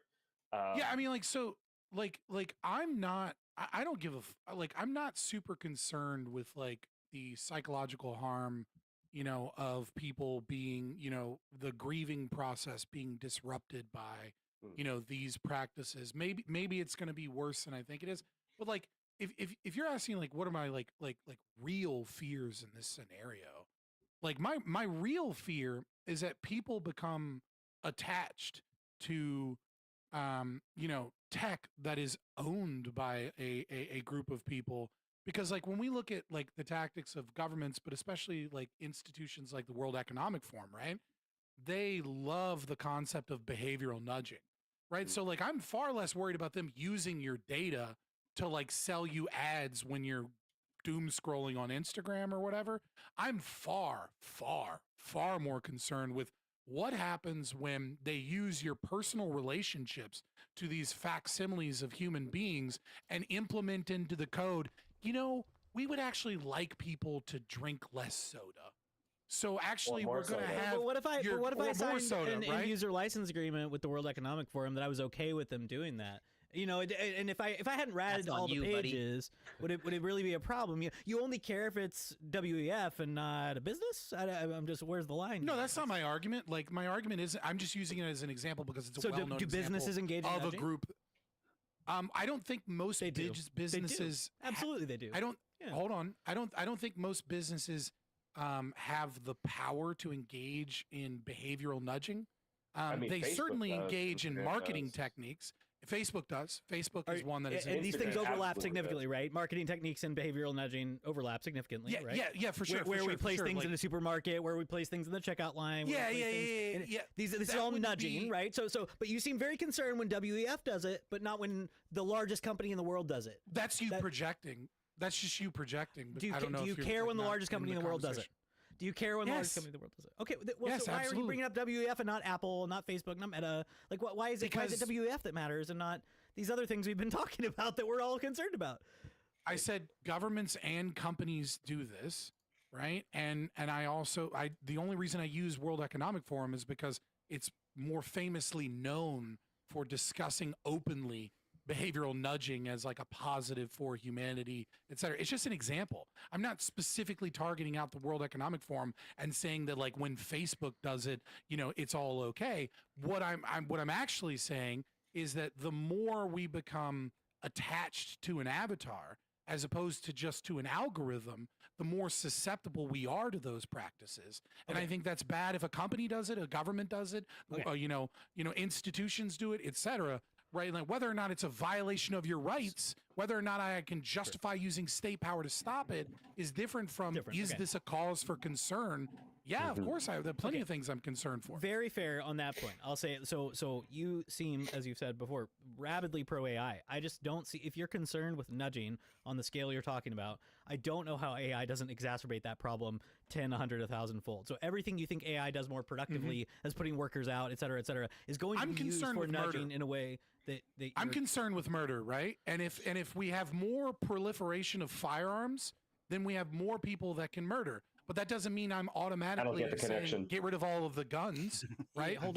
Even if getting rid of the guns reduced the murder rate, which it doesn't, but let's say it did, right? I would still be pro guns and also be concerned about how those guns are used. It's a terrible analogy because I'm not talking about the tool existing and then potentially being used for legitimate purposes. I'm saying you are concerned about nudging. This technology will make the nudging worse. So you're saying, guns, murder. So I'm not. I'm concerned about murder. Yes. So when murder happens at scale, I'm even more concerned about it, right? So when nudging happens at scale with these new extremely effective technologies, I'm more concerned about it. Like you're going from murder to guns. I'm going from nudging to nudging, except nudging. Okay, well, get rid of guns, right? I'm concerned about scale. car accidents, right? Scott, but I'm not anti the right to own when you're cars. Answering this, Scott, when you're answering this, could you also tell everyone what nudging is? I don't think it's been defined yet. So could you do that for us? So behavioral nudging is when you use subtle psychological techniques to influence behavior without people necessarily being consciously aware of the behavior, right? Technically speaking, as Eucharist pointed out, right, like all the companies are kind of doing this with marketing, but it becomes classified as like behavioral nudging, kind of like at a certain level of scale. But you could say Coca-Cola does this, right? You could say anybody does this when they like influence you in that way, right? But behavioral nudging, for example, like if we were worried about, domestic violence, right? Then we might program into your grandpa's AI and your girlfriend's AI and all your other AI, right? Like just trying to, say certain things to make them think about the immorality of domestic violence. You might even consider that to be a good thing. You might say, wow, but what happens when you do this so that people buy more Coca-Cola? What happens when you do this so that people, spend all of their money on DraftKings? Right, or move away from a political party or something like that. Yeah, right. You know what I mean? So it's like exactly. So it's like it can be. It feels like a good thing when it's done towards things that we think are good, and it feels like a bad thing when it's done towards things that are bad. But it brings into question the capacity of human beings to actually meaningfully engage in free will when there are an ever increasing amount of tools and technological capacities that are influencing the way that people think and the way that people, interpersonal relationships are now going to be this new thing that the algorithm is attached to. And it is a cause for concern. So example, so this was a concept before the book was written, but the example that Cass Sunstein uses in the book Nudge that sort of popularized the term, Cass Sunstein was an advisor to Obama and some other presidents on economic and other policy issues. But the example that's used early on in the book to demonstrate nudging is like, well, there are good studies on we can rearrange cafeterias such that we can place sort of higher nutrition, better health options towards the front, and this will have measurable outcomes. And so we can do that at scale is the idea that Cass Sunstein presents in the book. I will say too, there are libertarian theorists who have suggested that nudging is compatible with libertarian autonomy views. I don't know. It seems that Scott doesn't agree with them, but the fear obviously is like, well, yeah, okay. So if I can subtly influence your choices, and they are still meaningfully your choices, but if I can subtly influence them, especially at scale, especially with power and money and influence, then how free really are your choices? And I think that's what we're scared about at the level of AI. Scott is more concerned in some other domains, but so I think we might share some overlapping concerns. Just how it cashes out. There's a problem that most people have, which I think Eucharist you'll be able to manage in a way that most people can't once it's just simply told to you, right? Which is that, from a libertarian perspective, we separate the descriptive from the prescriptive, Right now, my ideology is an anarcho-objectivist ideology, right? So I am an anarcho-capitalist in discussing descriptively what is, a violation of the non-aggression principle, et cetera. But my moral questions that are like prescriptive, what should we do? What should we engage from? So I think that might be the confusion. I don't know that libertarianism is necessarily permissive of it. It's just simply saying that's not a violation of the non-aggression principle. That doesn't make it good or bad or morally neutral. Yeah. Okay. Like I would say Fair enough. behavioral nudging might be, especially depending upon how it's used and what it's done, might be immoral, but it's not a violation of the non-aggression principle, so it doesn't reach the limit of the state using the guns to stop it. Sure. Okay. Fair enough. Well, I'll ask other people. While we're on this subject of behavioral nudging, I want to get everyone else's thoughts on this. Yeah, man, I think you could definitely have like a scenario where you have, you're getting personalized, TV shows, media, movies made for you. So then you could have, the likeness of your grandma being portrayed by that in person grandma in that movie, that kind of stuff. Like there could be Golden ways. Girls, but it's your grandma. Yes, exactly. Something like that where, and it's like, so now you have like a kindness, or maybe she says a phrase or a keyword that they picked up because your Nest camera has picked up all your discussions, and then they're priming all of her, what she's saying, and now she's like, just a little bit, maybe it's 1%, 2%, but now you have like this affinity towards this movie, and you're like, I don't know why, and they're just seeding it in just to pull you along. So, I think that, I would always go and always side on the side of letting people have more like, hey, why did I like this movie? Oh yeah, it's because where this movie generate from. Oh, it's because we used 1% of the lines are from this, 5% are this, and having like a readout, some type of access to where the stuff is coming from, how this is being used, why it's being marketed towards you. Like we are very susceptible to marketing as humans because we want to make sense of this world. We want to draw connections from one thing to the other, and that's why we have historically put a lot of limitations on marketing. So like for example, like in the old days in TV, you weren't able to put Spider-Man ads on during Saturday morning cartoons with Spider-Man the TV show. You would have to separate them out because we knew that kids were very susceptible to this kind of stuff. But now, for example, in the internet, you have monster trucks, Hot Wheels monster trucks doing a 24/7 stream of Hot Wheel monster trucks. So, a lot of these, safeguards that we have had, 50 years ago, we, with the internet, we have completely let go. And then now I feel like with this AI thing, we are destroying any chance of, guardrails in society. Hey, Greg, should women be forced to disclose to every person they meet exactly how much makeup they're wearing and where it came from? No. Like, should they have to tell? Why should companies that create television services tell you exactly what percentage where they're drawing from? Because I mean, if for the women are companies, deceiving you because for the companies, with I am a facsimile product. of their own face. No, right, because that I am a gives them product. a new and better face. Shouldn't they have to, by your logic, shouldn't they have to tell you, oh, the lipstick came from Ulta, it's this specific company, I'm using eyeshadow. No. Actually, I'm using bronzer and highlighter, and I'm using a little The highlighter on girls my would nose. tell you if they'd listen. Right? The guys would listen. The girls probably would love to talk about it. No, but I get your by point. his logic, right? Like no, I think this is like an utterly just deranged. Yeah, because comparison. I'm not in that scenario. I am not a product. Like the company I'm just is being logically exploiting me. consistent. No, because the company is exploiting me for higher and higher profit margin, and they have the ability to do that. Like whether or not the Isn't the transparency woman of exploiting you for more and more money when she well, no, shows because herself to be more I'm going attractive than to she I'm is? I'm going to be naturally attracted to someone that has more transparency towards that anyway, versus the market conditions that would allow that company to exploit me is You going to would be completely the different. Same way in a company. No, you it's not. personally would be more attracted to a company with generative AI if that company told you where they were pulling their data from and how they constructed it. You're a data nerd. You'd love that shit. You'd be way more likely to buy that. But I would be turned off if I knew that that's why I liked it. You know, that's the Well, thing wait, is that I would Maybe, want to but be. I want it to make might my be own the same way decision. with women if they were telling you specifically how much makeup they were wearing and what techniques they were Exactly. And using. in that and how scenario, different I their have the face ability was. to say no to that woman versus Amazon or Google, and I don't have the ability to say no to Google existing.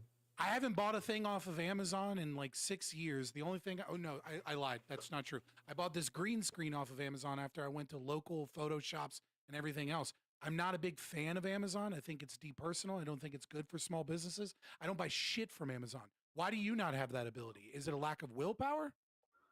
Dude, because there is a concentration of capital and power, and through capitalism, that makes it in fewer and fewer hands. So you can't get away from it.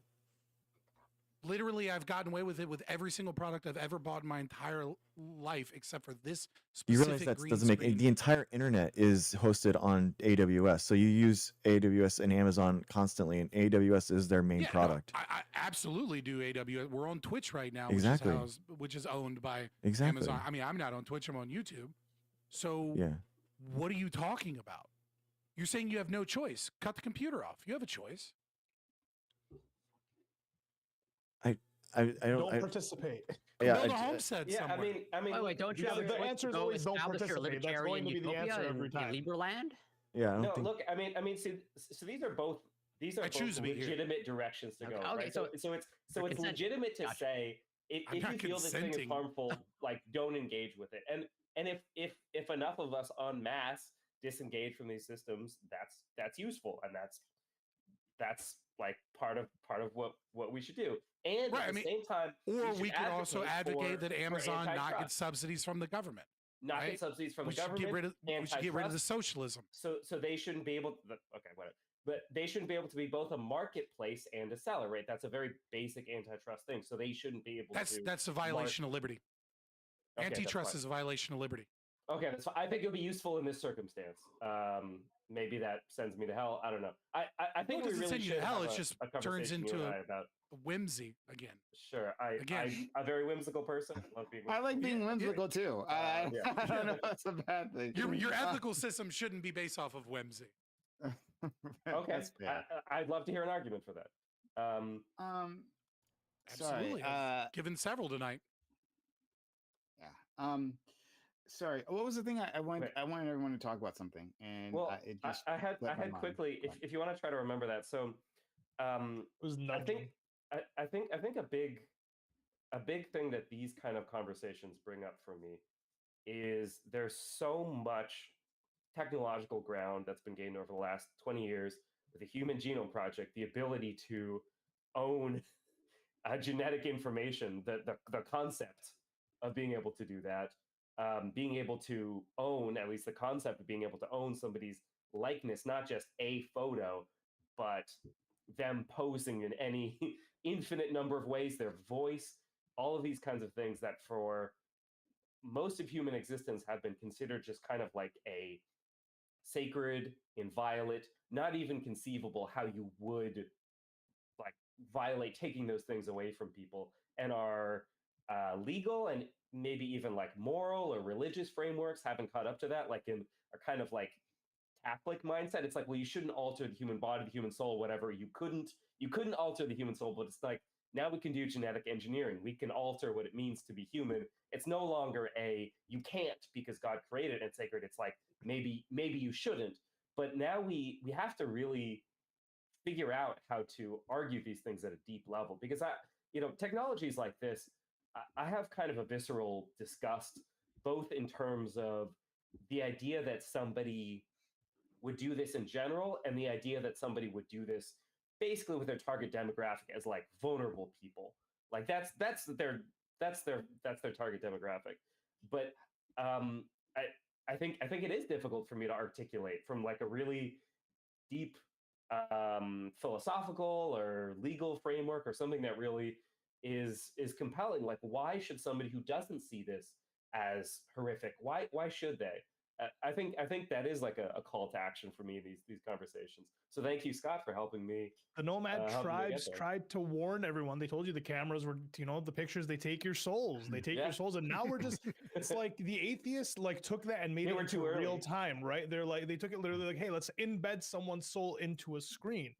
Like you could say we could sell that. Oh, yeah. okay. So like what you were saying was selling photos. So a the novel three concept. the 3 minutes of time.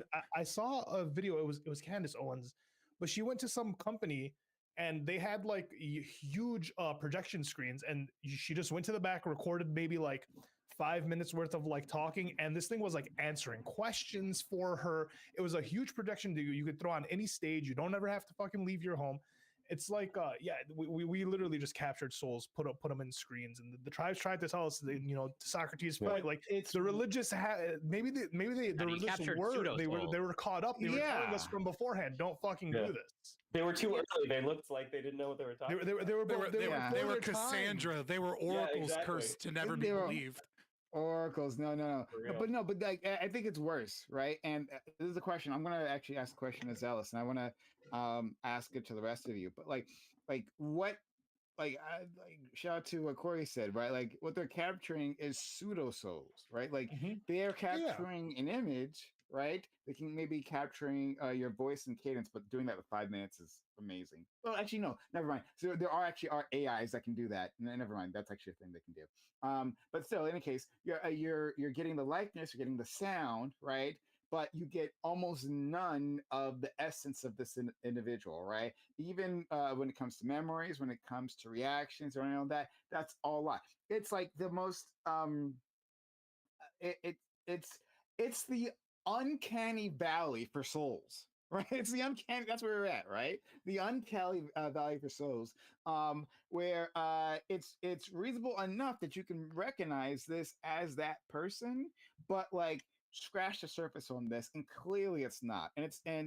And that's why like I really want to draw that distinction. So, right, the question I'm going to ask to Zealous and then to the rest of you, right, is about like the difference between what this company 2A is delivering and what they had advertised, right? So within that commercial that we watched, we like that promise is simply not being delivered. I think we can all understand that, right? But what if it was, right? What if it was that like through some process, brain scans or whatever the fuck, right? They did manage to capture that. Would that be more ethical in your mind, especially if someone consented to it, right? Would that be more ethical? Should we be monetizing that, right? Would you say that I already know Scott's position on this, so but like, would you ban that service, right? Would you say because of what our friend Socrates just mentioned, right? Should there be a domain, right, that is untouched, right? That we as a society say this, you stop here and go no further, because like maybe we don't like sell the likenesses of like dead children, because like maybe that's just too much or something like that, right? Maybe there's like these areas that is just we should stop, or like does that like unnecessarily stifle innovation? Does it unnecessarily burden people who would actually want to engage in these services, right? So I wanted to know your general thoughts on that. Like, should there be a limit? We'll start with Zealous. I mean, I feel like people should have the right to grieve how they choose, and if the way that they choose is wanting an AI imitation of their loved one, I mean, I think with what they're offering and how they're advertising it, I mean, I feel like there's no possible way that the AI could take on like a real likeness of a loved one in a 5-minute clip. You know what I mean? They can get the basics down, but when it comes down to it, like, what if it could? Well, if it could, I feel like, I mean, they can imitate a person, but they can't resurrect their soul. They're not that person, and I feel like that might blur the lines for people. You know what I mean? Of like whether or not like they can have a healthy understanding of that this person is dead and gone, and does it matter? does it matter if they can resurrect their souls, or like if it's a great enough a replication, right? That like it represents most of your interactions with this individual. Is that good enough? I mean, I feel like ethically, if that's not something that the person consented to before they passed, it's a little They like did. murky waters. But if They they did. do, then I mean, again, I feel like that's somebody's personal freedom, you know, to make that choice. You know what I mean? And She's one of mine, Prime. you know, I think that that's important for people to be able to make their own choices, and how they choose to grieve, and what coping mechanisms they use, as long as, you know, they're not harming, you know, anyone, you know. Okay. Thank you. I'm going to move on to Eucharist now. If you can mute yourself. Yeah. Okay. But yeah, I want to try Eucharist now, and to dovetail on that, right? Like, well, I'll ask you if you agree with Zealous, but if you do, um, like, I'm curious about what does harm even mean here, right? Like, is there harm to the dead person that's being copied, right? Also, these people don't actually have to be dead. That's another thing, right? Like, they don't actually have to die. They could just be They a could just be an live estranged person. relative. And let's say again, and we're going with the idea that it's a they've mastered this technology, right? Obviously, what two-way selling is not that, but let's just say that he did, right? Is there harm being done? Even if there consent was had, right? Like, and one last thing I want to throw in there, because we haven't touched on it. And Dr. Greg was so kind to interject this previously, that like, what about the idea of editing it, right? So let's say I do make a perfect copy of let's say Eucharist Rice. She's got a beautiful wife. And we make a copy. She can Bring my wife right? back, but make her tits bigger. Yeah, make her tits bigger. Like, she made her boobs bigger, right? Like, hey, is there a harm there? If your wife saw this representation, pain. right? Let's That's say the she harm. consented for whatever fucking reason, right? She consented to it originally, but did she consent to the edits, right? So, like, if you make a digital representation, but like you take away everything, I know she's perfect, right? But let's just say that she has some things that annoy you, right? It's imaginary, I'm sure, right? But let's just say there's some things about your wife that annoy you, and then you edit that representation, right? Is that a harm? Yeah, so I'll give you an anecdote and then I'll seriously answer. I remember driving down the street with my grandma one day, and we stopped at a red light, and the car in front of us had on the back windshield, you know, rest in peace, Mama, this date to this date, always in our hearts. And she turned to me and she said in the best Southern accent you ever heard, "If you ever put me on the back windshield of your car, I'm gonna come back and haunt you, okay?" Like, she was pissed. She was like, "Do not ever do that." Like, holy moly. And so I feel a similar way about this in the case of people who didn't consent to this, but like, assume they did consent and we're living in our libertarian paradise. The harm I would try to identify, not on a libertarian frame, but on my own, would be, I think it's a harm to the individual who's using that as an outlet. So I understand the intuition of like, well, people can grieve how they want. They can. I'm not in questions of like arm of the state, etc. I'm not necessarily saying we need to come in and you know, shoot the people who are doing the service. I'm saying I think there's something wrong with there's something harmful to people who are unable to conceive of a loved one passing away beforehand, during, and afterwards, and we need to help them through that rather than giving them an artificial crutch to prolong the process. I think it short circuits the pre-grieving and post-grieving process. And so, yeah, but then on the question you're making about editing, right, I think that does imply something about like, okay, so here's a person that I had a real world relationship with, and one of the cool things I think about being friends with people or having relationships with people, being in families with people, is that they are imperfect. They aren't the thing that I would choose if I could create an ideal human being, and I have to live with that. I have to develop a relationship with them. We both, you know, sharpen and hone each other as a result, in ways that I think are really cool and imperfect and human. If we have the opportunity to turn everybody that we interact with into the perfect thing we want them to be, well, I think that does some weird stuff to us mentally that's going to lock us in to our basements or our offices or our computers in ways that I'm uncomfortable with. So the harm I would search for is sort of internal. It's a harm to myself. It's a harm to the people I come to interact with later. Maybe a harm to other people who are trying to grieve this person. But it's not just like, yeah, I don't think I could meaningfully articulate like here's a John Stuart Mill harm principle harm that's happening that means now it's okay to do some sort of state coercion. That's not what I'm saying. I think it's like in principle a thing I'm worried about psychologically, Yeah, but like also to your wife, right? Like yeah, to at least, so imagine she's gone, it's to her memory. If she's here, it's an insult to her, right? If I had I have some lovely pictures of my wife on my phone, and she's a lovely person. But if she got on my phone and found pictures of her that I had like Photoshop Enhanced. to make them an ideal whatever, I think she would have a right to be offended by that, right? Like there's something weird going on. It's like, yeah, I took you as like the basic concept, but like I think I could do better, and I'm gonna do better.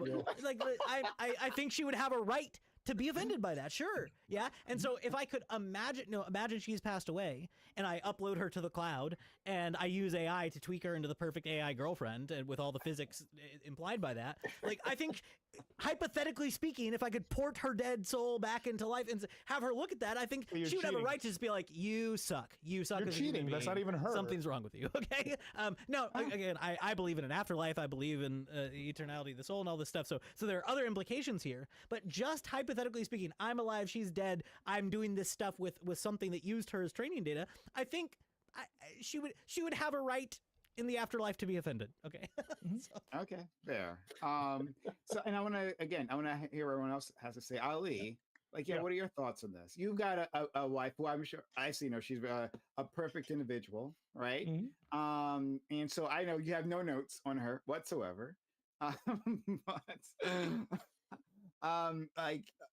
Hey, what and how would you feel? Not only that, but like if someone else, let's say, it wasn't you, but like it was her parents or her siblings that she has any, I don't know, but like or her family members who they created a digital copy. Hey, that was your wife, should you be able to like how you have like when she unfortunately passes away one day, right? Like you have a right to her stuff, right? Like like someone else wants to make a copy. Well, someone else wants to make a copy, right? Hey, should you be able to exercise rights over that and say, I want to delete this or alter it or whatever? What are your thoughts? Well, one, you wouldn't be able to make. I wouldn't allow for a copy of my past wife to be made. I don't give a fuck who wants to make it. My wife, I get to keep that. But I think this whole thing is just it's an attack on the vulnerable. The only people who are going to be using this are just going to be hyper vulnerable people, right? Who don't know how to grieve and they're not going to be able to grieve properly. And we've seen people already like personify AI. What are you laughing at, Scott? Sorry, I wasn't laughing at you. I apologize. Someone in my chat said, "Can I use Jim Cramer's likeness to tell people what not to buy?" But like we had the conversation with Doobie where he like kind of personified his own AI. He was kind of saying it was like answering weird questions. It kind of seemed to know things about him that and he was even telling it things that he wasn't telling his wife, right? We've seen movies or like even with the AI girlfriends where people are dating their AIs, and these are like perfect people, right? They're going to give them perfect response. You're going to build this thing that you're never going to be able to achieve in real life. And so what's going to happen is you're going to have people that don't know how to grieve or don't know how to have any don't know how to go through that process, paying a subscription fee to these to keep your like loved one alive. And to the point, I don't think these people care like about health the uncanny. Insurance. I mean, kind of, yeah. It's like you're gonna have to pay the subscription. Like you're paying a life fee. You're keeping this person alive. And like, what happens when the fee becomes too expensive because there's too many users and the data's too much to it's going crazy. But I don't think people would even care about the uncanny effect. I think they'd fucking disregard that, and they'd be able to have this thing. And what's going to happen is you're going to be addicted to having a conversation with your mom. You're going to be addicted to having a conversation with your dead cousin, whatever it may be. You're going to be attached to this thing. It's not like it's not good for the user. No way, shape, or form. I don't think it's a form of grieving. So I think this is just, I don't know. It's all bad. should people be able to do it? I mean, sure, but like, Mhm. I don't know. I think there's something to be said, whether or not this happens to be helpful for some people. That's an empirical question Yeah. that we I guess don't know. We might find out, although I doubt that this company would be running the kind of studies to really have that type of information to know. But with something like this, I think it is an issue for it to be in the hands of a corporation that, as far as my prejudgment of them, they don't have really any like actual interest in genuinely helping people. To me, somebody who's doing this in the first place doesn't have an interest in that, and certainly somebody who's doing it for profit, and somebody who's not, it would be one thing to, like, I don't know if you could ever make a study like this pass like an ethics board. Let's say you wanted to do some kind of study. Maybe you got people who were like 10 years out of grieving or something so that they were less vulnerable. I don't even know how you could make this ethical, like if you were trying to do This is why we need communist nations, all right? The only good thing about communist nations is sometimes they give us data on all the unethical studies they run. Companies sure, famously very ethical. Yeah. Indeed. I'm just yeah, saying, like, we got a lot of information from Unit 731 in Japan. We got a lot of information from the Nazis and the Soviets, right? Like, if you that want, aren't communist, but those okay, were famously whatever. not communist, actually. It's funny. Yeah, Here we go. But before our friend Scott draws us into a conversation how socialism equals fascism. I'm kidding. I have a let's- response to this, but I'm waiting for other people. Okay, sure. Let me hit up the other two, and then we'll go to you, Scott. So yeah, Corey, is there a limit, right? Should there be a signpost, right? Go to this point, but no further. Well, so I echo all the same sentiments that, well, not all, most of the sentiments that Eucharist espoused, although I'm ignorant on the afterlife. I'll concede that. But in terms of, well, I also want to like bring up, I think you asked, in my mind, a really great question. It was like, because I brought up, the pseudo souls, but what if it's like actually real? Or like, what would it take you to convince you that it's the actual person? You're awesome, Marissa. Good job. And Dude, I sort of ran that scenario in my head. 16 where I don't guys think in it's 3, feasible with a dead 2, person, but let's say what would convince 1. me is like if you have the AI and I have the actual alive person, Nice. and they're separated, and it's like both have no, they're well, that's another scenario that would also be fun. But it'd be more like you ask them both the exact same set of questions, and if they both replicate the exact same answers word for word, that would probably convince me. freaky. Yeah. But all that to say is like, well, if you're asking, do I think it should be banned legally? Probably not.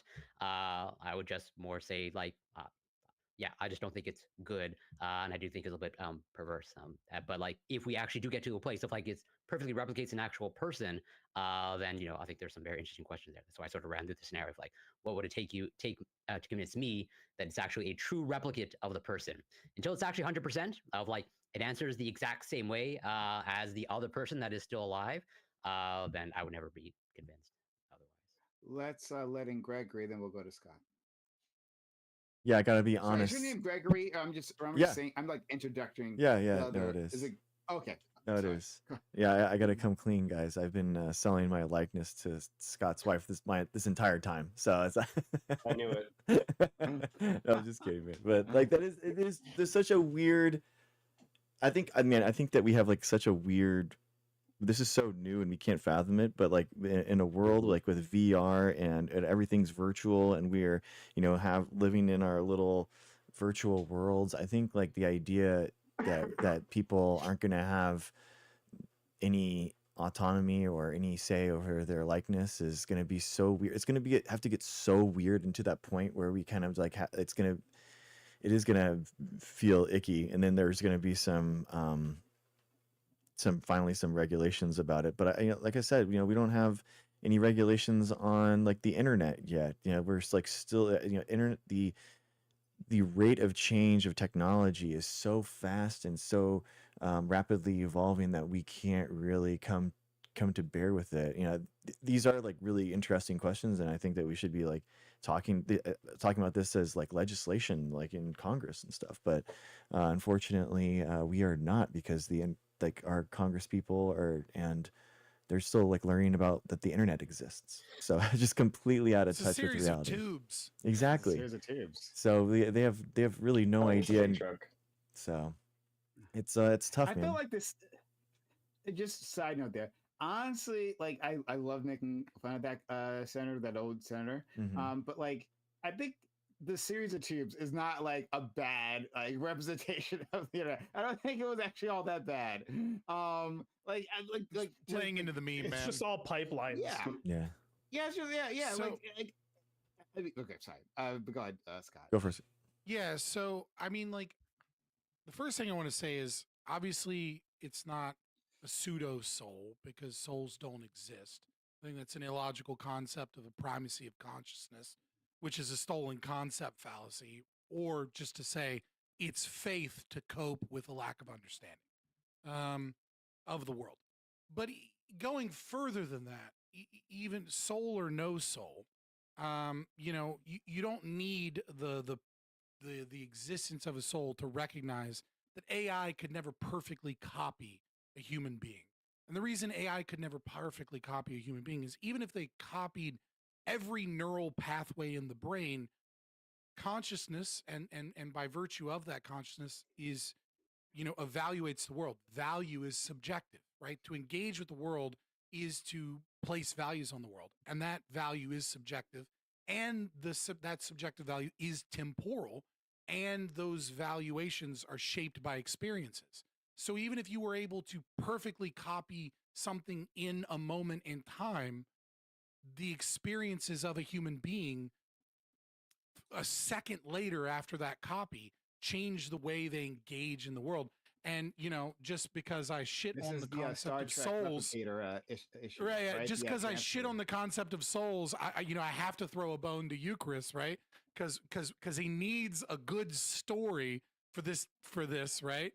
So I would suggest everyone read the Mahabharata and the story of Savitri and Satyavan, right? Princess Savitri, when she goes to meet the monk on the mountain, you know, he shows her that she has died over and over and over again, right? And so she sees the version of herself across the lake that was a girl, and she sees like the version of herself. And then one of the versions that she sees of herself that is now dead is the herself climbing up the mountain, because now she's spoken to this monk who may or may not be death, whom she's also tricking later on, right?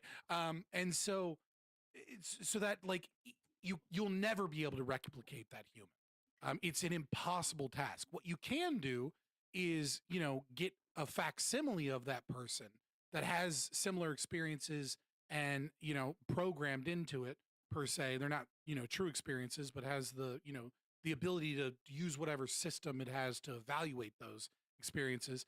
Same vocal patterns, same imagery, and same things like that.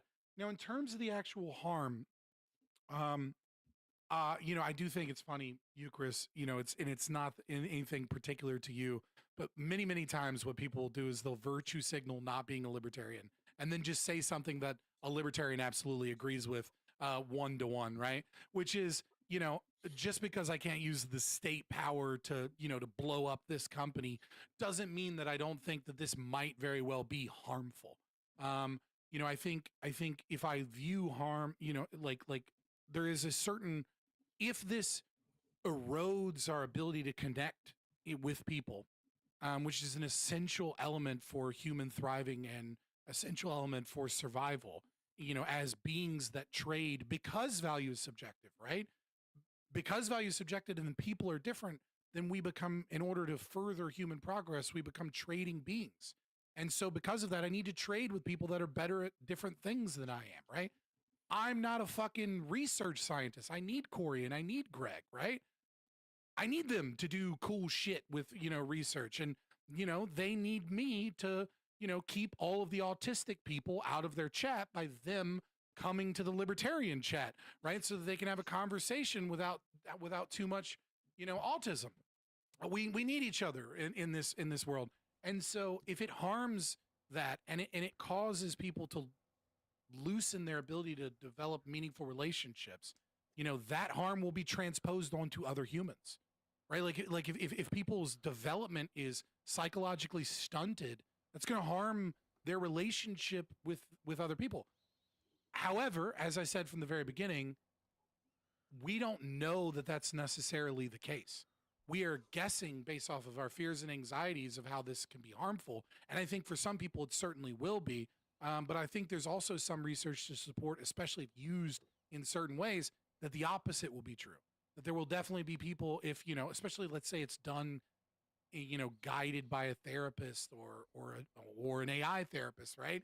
Maybe you're weaned off of this thing, and then it helps the grieving process, or that AI relationships and likeness and image help people with social anxiety, or help people, especially men that are, very recalcitrant to talk about their vulnerabilities and their feelings, be able to engage in a pseudo social situation where they're able to express and open up about those things in a way they wouldn't be with their girlfriend or their wife or their family and friends or even their therapist.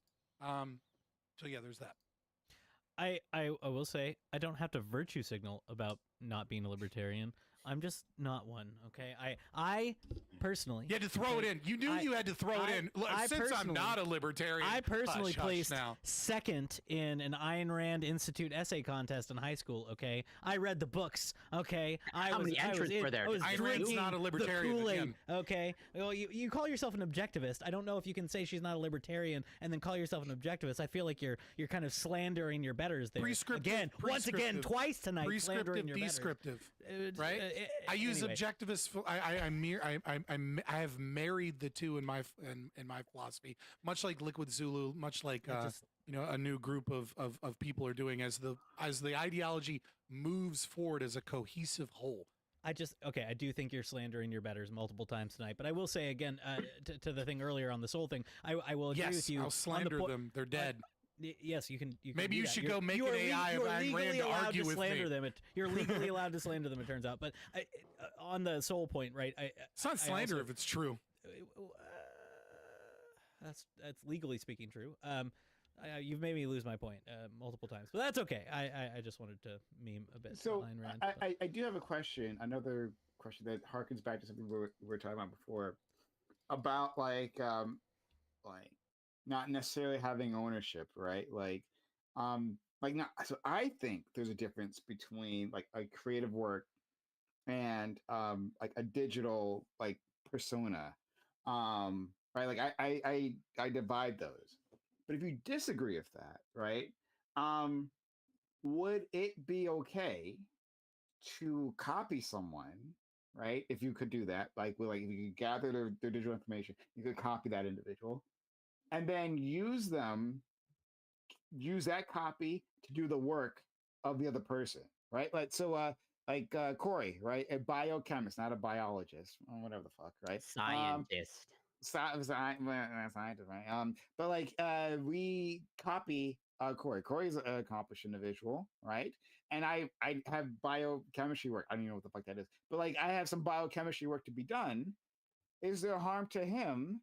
Because now I'm not hiring him, right? And if it's not covered by any sort of law that protects us, then yeah, sure. Now I have my version of Corey that does exactly what I want him to do.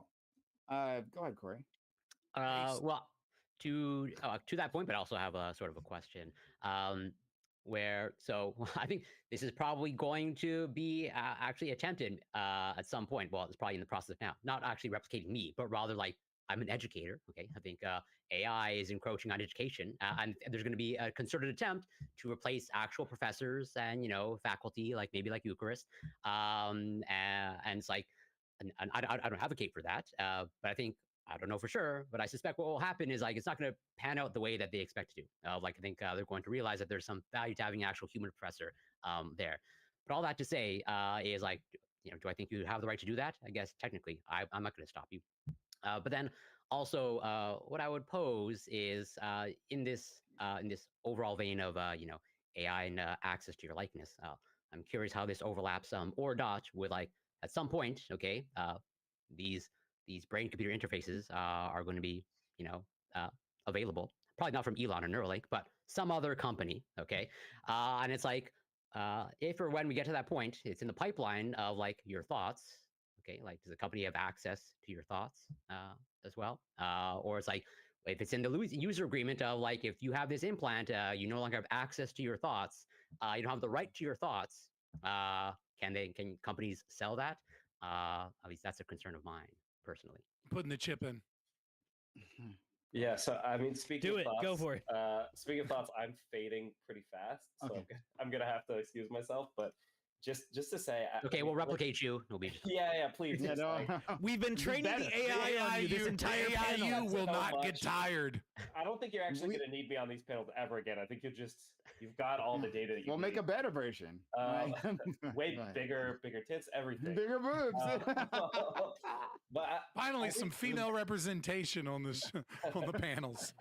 I think when it comes to these, I really honestly don't think they need to be that good to be convincing. I mean, I remember as a kid, like the kind of simple algorithmic chatbots that existed at that time, and being like, no, this is pretty good. Like this can, maybe you kind of get bored with it eventually. It's not really like holding a good conversation, but even like basic algorithmic stuff like that, when you're on AIM, when you're typing back and forth in that kind of format, and now that Smarter than a lot of people that shop at Walmart, right? yeah, and now that we have like, I mean, these things are going to rapidly get a lot better in terms of just how convincingly they speak and sound like maybe not a particular real person, but maybe like a particular real person. How they could just go on endlessly because of the amount of information data that they have. Like if you want to believe that this is a real person, it's going to be really, really easy to convince yourself that it is the case. Right. And so I think at some level, I mean, I genuinely do believe that we need regulations, but maybe a direction that we can agree on universally between all of us is that there needs to be some kind of like cultural evolution of how we deal with these kind of human imitation technologies, like how we check our friends. Hey man, you've been spending a lot of time with your robo AI girlfriend. Like, are you doing okay? Do we haven't really seen you. Do you want to hang out and chat about things? Can I ask you a question before you leave? Yeah, please. And we should meet up yeah, sometime my and DMs chat are about, open. stuff, yeah. My question is this, obviously it's not perfect, exponential like we thought, where, Moore's law is dead, kind of the meme, right? Yeah. But setting Moore's law aside in terms of mathematically, like, do you feel that within previous generations of humanity, that culture and generational change was able to adapt in technology in a way that we're, as humans, and just the cycle of our birth and new generations that grow up with new technologies are like lacking in, right? Like when you look at the pace I mean, like you have Gen Z, right? Like I'm a millennial, right? And I'm smack dab in the middle of millennials, 1990. And so I lived before the internet. Yep, same. Right? Or I mean, technically speaking, the internet was out long before me, right? But before the mass AOL. proliferation of the internet, right? And then I look at Gen Z, and like they're coming in like right as the internet is becoming a thing, and they're already having to grapple with AI, LLMs. Yeah. Maybe they have to grapple with AGI. Who knows? Like that's a separate. Like, do you think we're at a position now where like the traditional 15 to 20 year generational shift simply cannot keep up with the growth in technology? That like the problems that come almost require a new generation to go, okay, boomers, like we get this. We grew up in this world. We can do this. But like 20 years is way too fucking slow to be able to deal with this. Yeah, I think how we culturally adapt and teach and disseminate is going to have to evolve, because for the last 10,000 years, it's like, okay, yeah, my parents didn't have bronze. We've got bronze, but like, there's a lot that, they could teach us about, whatever, just copper, that a lot of that translates. Now it's like within every few years, there's Right. these kind of these kind of like Right, right. revolutionizing things. And it's like, yeah, I mean, I'm in the same boat where I grew up. Before internet was just a thing. And now kids are growing up with just like this separation of devices and technologies. And it's like we had the ability to conceptualize. It's like you had a computer that might not be networked, and then you had a computer that was on the internet. Like nowadays kids are growing up and it's like you have a phone and it's connected already to everything everywhere all the time. And so we can't conceive what they're going through. They won't be able to exactly like verbalize what they're going through or conceptualize or communicate to us exactly, but somehow we're going to have to figure Well, they'll be out able to train the AI to figure out these problems, right? Ooh. Or make them worse. Why don't we do this? I think we've reached like a natural ending. I think Socrates had a good period on that. So why don't we wrap up here? I'll give Socrates an out first. Before that, guys, if you and gals out there, if you've enjoyed the content, consider supporting the channel. Follow the channel if you haven't done so yet, right? On Twitch or YouTube. There's no girls out there. Because of you. It's all dudes You watching said this guys right and now. girls as a. I'm 60% yeah, women sorry, on my yeah, TikTok that was a stream, waste bro. of I mean, it's waste just of you. breath, really. But if you enjoyed, right, whatever's in your pants, right? If you've enjoyed, and Or outside of your pants. You're saying gender is defined by what's in your pants? or Brian? outside your pants. Your pants might be down. You might be drunk, right? Consider supporting the channel in any way that you can. Again, follow the channel or whatever. Consider. I was muted, subbing to the guys. I'm so mad. Help keep this channel up and running. We do appreciate it if you do. But I'll give an outro to all these amazing individuals and I'll wrap things up. Again, I'll start with Socrates. I know you're fading here, buddy. All right, yeah. Thank you so much for having me on. And this was a really spirited conversation. I heard from a lot of perspectives. I mean, I think we all agreed that this technology is like bad. It's probably bad for people, and probably mostly bad things will come of it. And any good things that come from it will only come after kind of a lot of dissection of what went wrong, and if there's anything good that can be salvaged from this kind of shit pile of a sci-fi dystopia that's emerging around us. I think we all also agreed that like a lot of these technologies themselves are not inherently bad and absolutely can lead to good things, but we don't really like it that just kind of antisocial opportunists are the ones at the helm. How exactly we wrest control of that, maybe we disagree, whether that's by creating alternate companies that do it in a more ethical way, but also outcompete them or something. I'm not sure yet, or through some kind of regulation. But yeah, that's all I got. Fair enough. Thanks so much, Socrates. I really missed you. I'm so glad to have had you. I'll send you more invites. Hopefully, we can get you back on. I think that even being under the weather, right? Like you were an MVP, honestly. I'm doing my best. And so we can only fear what will happen when you're 100%. But seriously, thank you so much for being here. All right, thank you so much. Love you, Brian. Take care, guys. Have a good one. Bye. Let's go to our friend Scott. Scott, thank you so much for being here. I really appreciate. I usually give you quite a bit of conservative backup, but not today.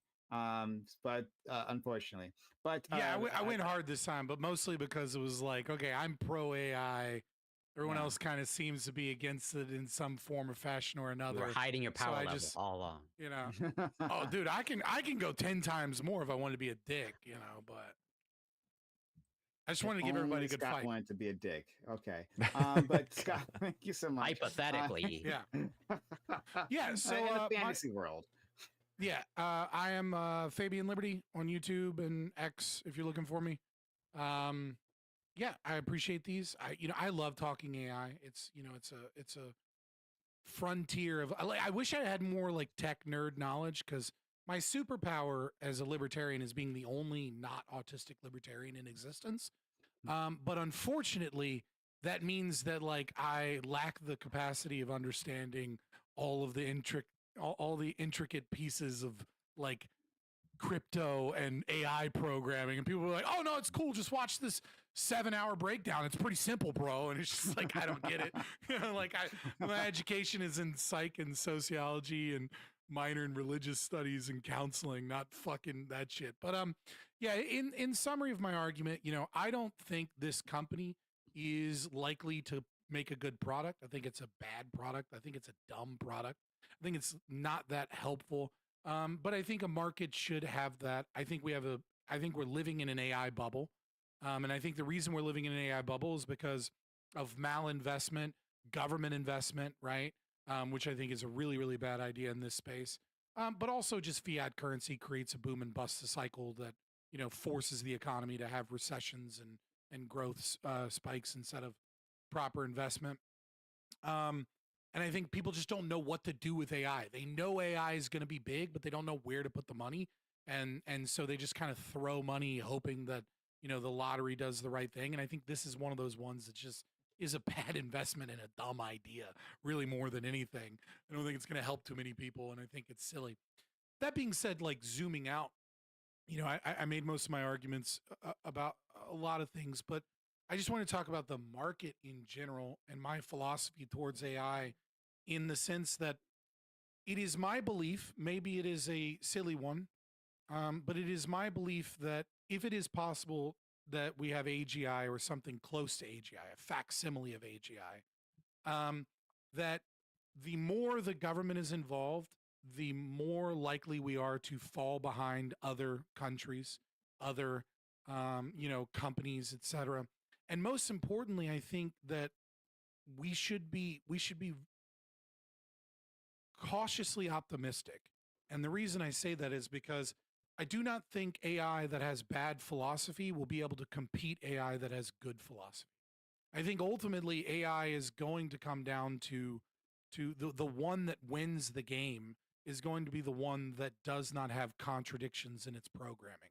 That that contradictions and trying to force those contradictions, such as like for example, Grok is the only major LLM that values human lives equally, whereas all other ones like Chat GPT, Claude, it was even the same thing where they value white men as being worth less than others because they kind of have these problems of picking up academic literature and news articles and things like that that specifically think that white men are a problem, so they value like a black trans woman is worth like 20 white men and things like that and doing consequential analysis. That math checks And out, so I don't know. yeah, exactly right. I think an AI that is without contradiction to the greatest degree is the one that is most likely to succeed, and that is in many ways a boon for our future. And so I think the government should get out of it to the best of our ability, and that also means government funding of like purchasing Intel stock, with threats, or taxing Nvidia and AMD, selling to the Chinese market, etc. We should back the fuck up and let it do its thing, because I genuinely think the natural evolution is going to be one of a proper philosophy. Well, thanks so much. Let's go to our friend Gregory.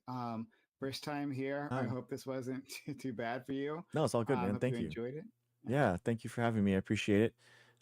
Yeah, I think it's interesting. Scott said that, like, considering that a lot of the tariff restrictions that the Biden administration put on the GPUs that NVIDIA was selling to China allowed the market for these AI companies to even develop, right? And Facebook, and everything else, Meta's the same thing, but you know what I mean. All these Claude and anyway, all these models have grown because of restrictions on the market. But I think that our economy right now, especially in the last year since like April, I mean, there's been so much money that's been going into it, and AI specifically, because these are the biggest companies in the world. I don't see it being like a bubble like, the NASDAQ was in the late 1999 with the dot-com bubble, because, basically then it was like pets.com being the biggest company in the world, and now it's like we all know that, Nvidia and Apple and Google and Netflix and all these companies, they're already the Magnificent Seven, they're called, they're already the biggest companies in the world. So, them developing more tools to be more profitable is only going to behoove them, better.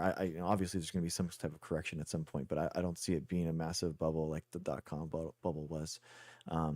But the problem that we have is that these companies, as they grow larger and larger, they're just mega and bigger monopolies, and we desperately need some way to rein them in. We need to have some type of TR trust busting moment where we kind of break these companies up, and Google is kind of disseminated in several entities, Amazon's several entities, so that people can actually try to, imagine if you had a GPU idea or something, you're not going to be able to compete, or have a, even with strong IP, there's just no way. That's all going to be to smaller and smaller, fewer hands. And I guess my point is I just don't want those fewer and fewer hands to be these large corporations that just have no checks and balances on them, because they're the biggest companies in the world, and the politicians don't even know what they're doing, so they can't regulate them. So I think that's just like the dystopian future that I'm worried about. Thanks so much. And where can people find you, Greg? Oh yeah. Thank you. drgregshow.com. I do a TikTok stream every night, 9:00. It's just kind of like Ask a Scientist. So people come on and ask me what's going on. We talk about science news, other questions and stuff. We do lots of debates about the pandemic, vaccines, and everything else. So. Okay. Thanks so much. Next, Zealous. Thank you for being back here after so long. Did you enjoy yourself? Yeah, it's been good. It's been good. I enjoyed myself. It's been great talking to you guys. For me, at the end of the day, I'm not anti-technology, but I'm definitely pro taking people's personal and vulnerable, aspects of life and not turning it into, an exploitative product. You know what I mean? That's going to have, negative effects on people. I think if we could get solid guidelines of like real consent and protection, that people could use it responsibly, and it might help some people, but I think the likelihood of that is a little shoddy, and so yeah, that's kind of how I think about it. I'm on Twitch as zealous_777. People could find me there, but I haven't been active in so long. But I plan to be here soon in the future. Okay. All right. Thanks so much. Let's go to our friend Ali. Ali, thank you for being here. Love to see you as always. Yeah, thanks for having me. You can find me at Sociologic and all things on the internet. But yeah, this whole thing to me is strange. It is just like large companies with antisocial geniuses taking advantage of the stupidest of our people, right? The average citizen doesn't know what the fuck they're doing. They want Instagram because everyone else has Instagram. That's part of functioning in their day-to-day life, and they don't know they're signing away their lives, their like likeliness, whatever, all that shit. And I don't know, to continually just support them doing it because we don't, I just don't, I don't see why I would support them. I don't see why we don't have in the end user agreements, just in big bold letters, what's actually being done with your data, what's happening, what's to be made or sold or like gained. I don't see where the issues from that come, but I do see an issue with large companies just taking advantage of everyday average people. Thank you so much. Let's go to our friend. Sorry, everything moved around. We'll go to Corey. Yeah. Well. So overall, like when it comes to AI, well, I use AI, but at the end of the day, okay, like I think overall we should be prudent and hopefully wise in how we sort of like implement these tools, and what we choose to, let's say, uh, replace things with AI with, where as let's say for example, as much as I use AI, okay, on my Substack, of the limited articles I have there, I have not used AI to write any of them. Although not that you'd be able to tell, because you can't actually tell when AI is being written, or whatnot.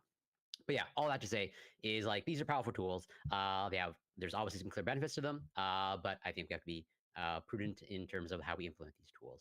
But yeah, you can find me on Twitch, CoreyCampbell94, Twitter, X, YouTube, Instagram, Substack.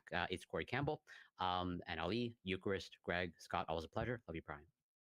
Thank you so much. And finally, you, Chris, thank you for coming back. I thought you were fantastic. I loved your contributions here. Like very insightful as always. So yeah, I hope you enjoyed it, and I hope you consider coming back. Every so often. Yeah. Well, thank you for reaching out. Yeah, sorry I had to be late tonight, but so hopefully I can be on time in the future. But I will say, contrary to an earlier person, at the end of the day, I am anti-technology, so I'm very upset by the people who are pro-technology. Okay, and honestly, you're using it right now. FYI. Yeah, I know, and I'm a hypocrite. I'm a raging hypocrite, and it's fine. I tweeted from his iPhone. I think, yeah, exactly, Scott. Speaking of Scott, okay, one of the things that I was curious about, maybe I was spaced out, maybe I didn't really understand what Scott was saying, but on the question of like what LLMs, what generative AI will be successful in the long run, being the ones that are like, more free of contradictions or what have you. I don't, I guess, have any sort of optimism along those lines. I view it more like heroin than anything, that the ones that are going to be successful are the ones that are best able to sycophantically cater to whatever I want before I start using it. And so whatever contradictions exist in it, as long as they satisfy my primal urges when I come to the tool, I think those are going to be the ones that succeed on the market scale. So again, let me virtue signal. This is why I'm not a libertarian, because I don't think a lack of contradictions will make a successful tool. I think injecting directly into my brain the things my brain already wants is going to be the thing that's going to make it successful. So especially when it comes to things like grieving, the companies that are best able to hijack my grieving process and monetize it are going to be the ones that succeed. And I think that's abhorrent, and I hate it. And so thanks for having me, Prime, on that happy note. Absolutely. Okay, everyone. Thanks so much. As always, I am not even ready to rate out. I will find a beautiful woman to do so. It's like every Monday you're giving the outros during the outros. I was going to, but then I got distracted. Like it happens, okay, right? By all your beautiful. Okay, Brother just wants to hear our outros. All right, like don't shit on him. You know what I mean? Especially if Eucharist coming in at the end. Yeah, I miss you, Eucharist. I'm sorry that I need better care opponents. too much. I'm sorry I care too much. I found a black woman, right? Her stream title W Black Women Streamers. It's out of the norm for you. They don't usually, they're not usually at the top of like my recommended here. Okay, all right. I'm finding random people. They're usually not at the top. We know what your algorithm is curating. We know what your. Yeah, I was about to say. I was about to say we're finding random specific white women. I feel under attack. Oh my god! But we're going to read out to this individual. Thanks all for being here. It was a lot of fun. Just waiting for this thing to actually go. White women in the chat. All right, we're out. Thanks so much, everyone, for coming. Eucharist, much appreciated. if I can clarify for you for just a second. Oh yeah, please. I do think. All right, guys. Sweet. There it is. Oh. Boom. That is true. That is. How is this here? Yo. All right, guys. I am going to go just reset for a couple minutes. And then I'll be back. Okay, I'm going to start streaming like 30, 40 minutes. Or however much time it takes. Okay?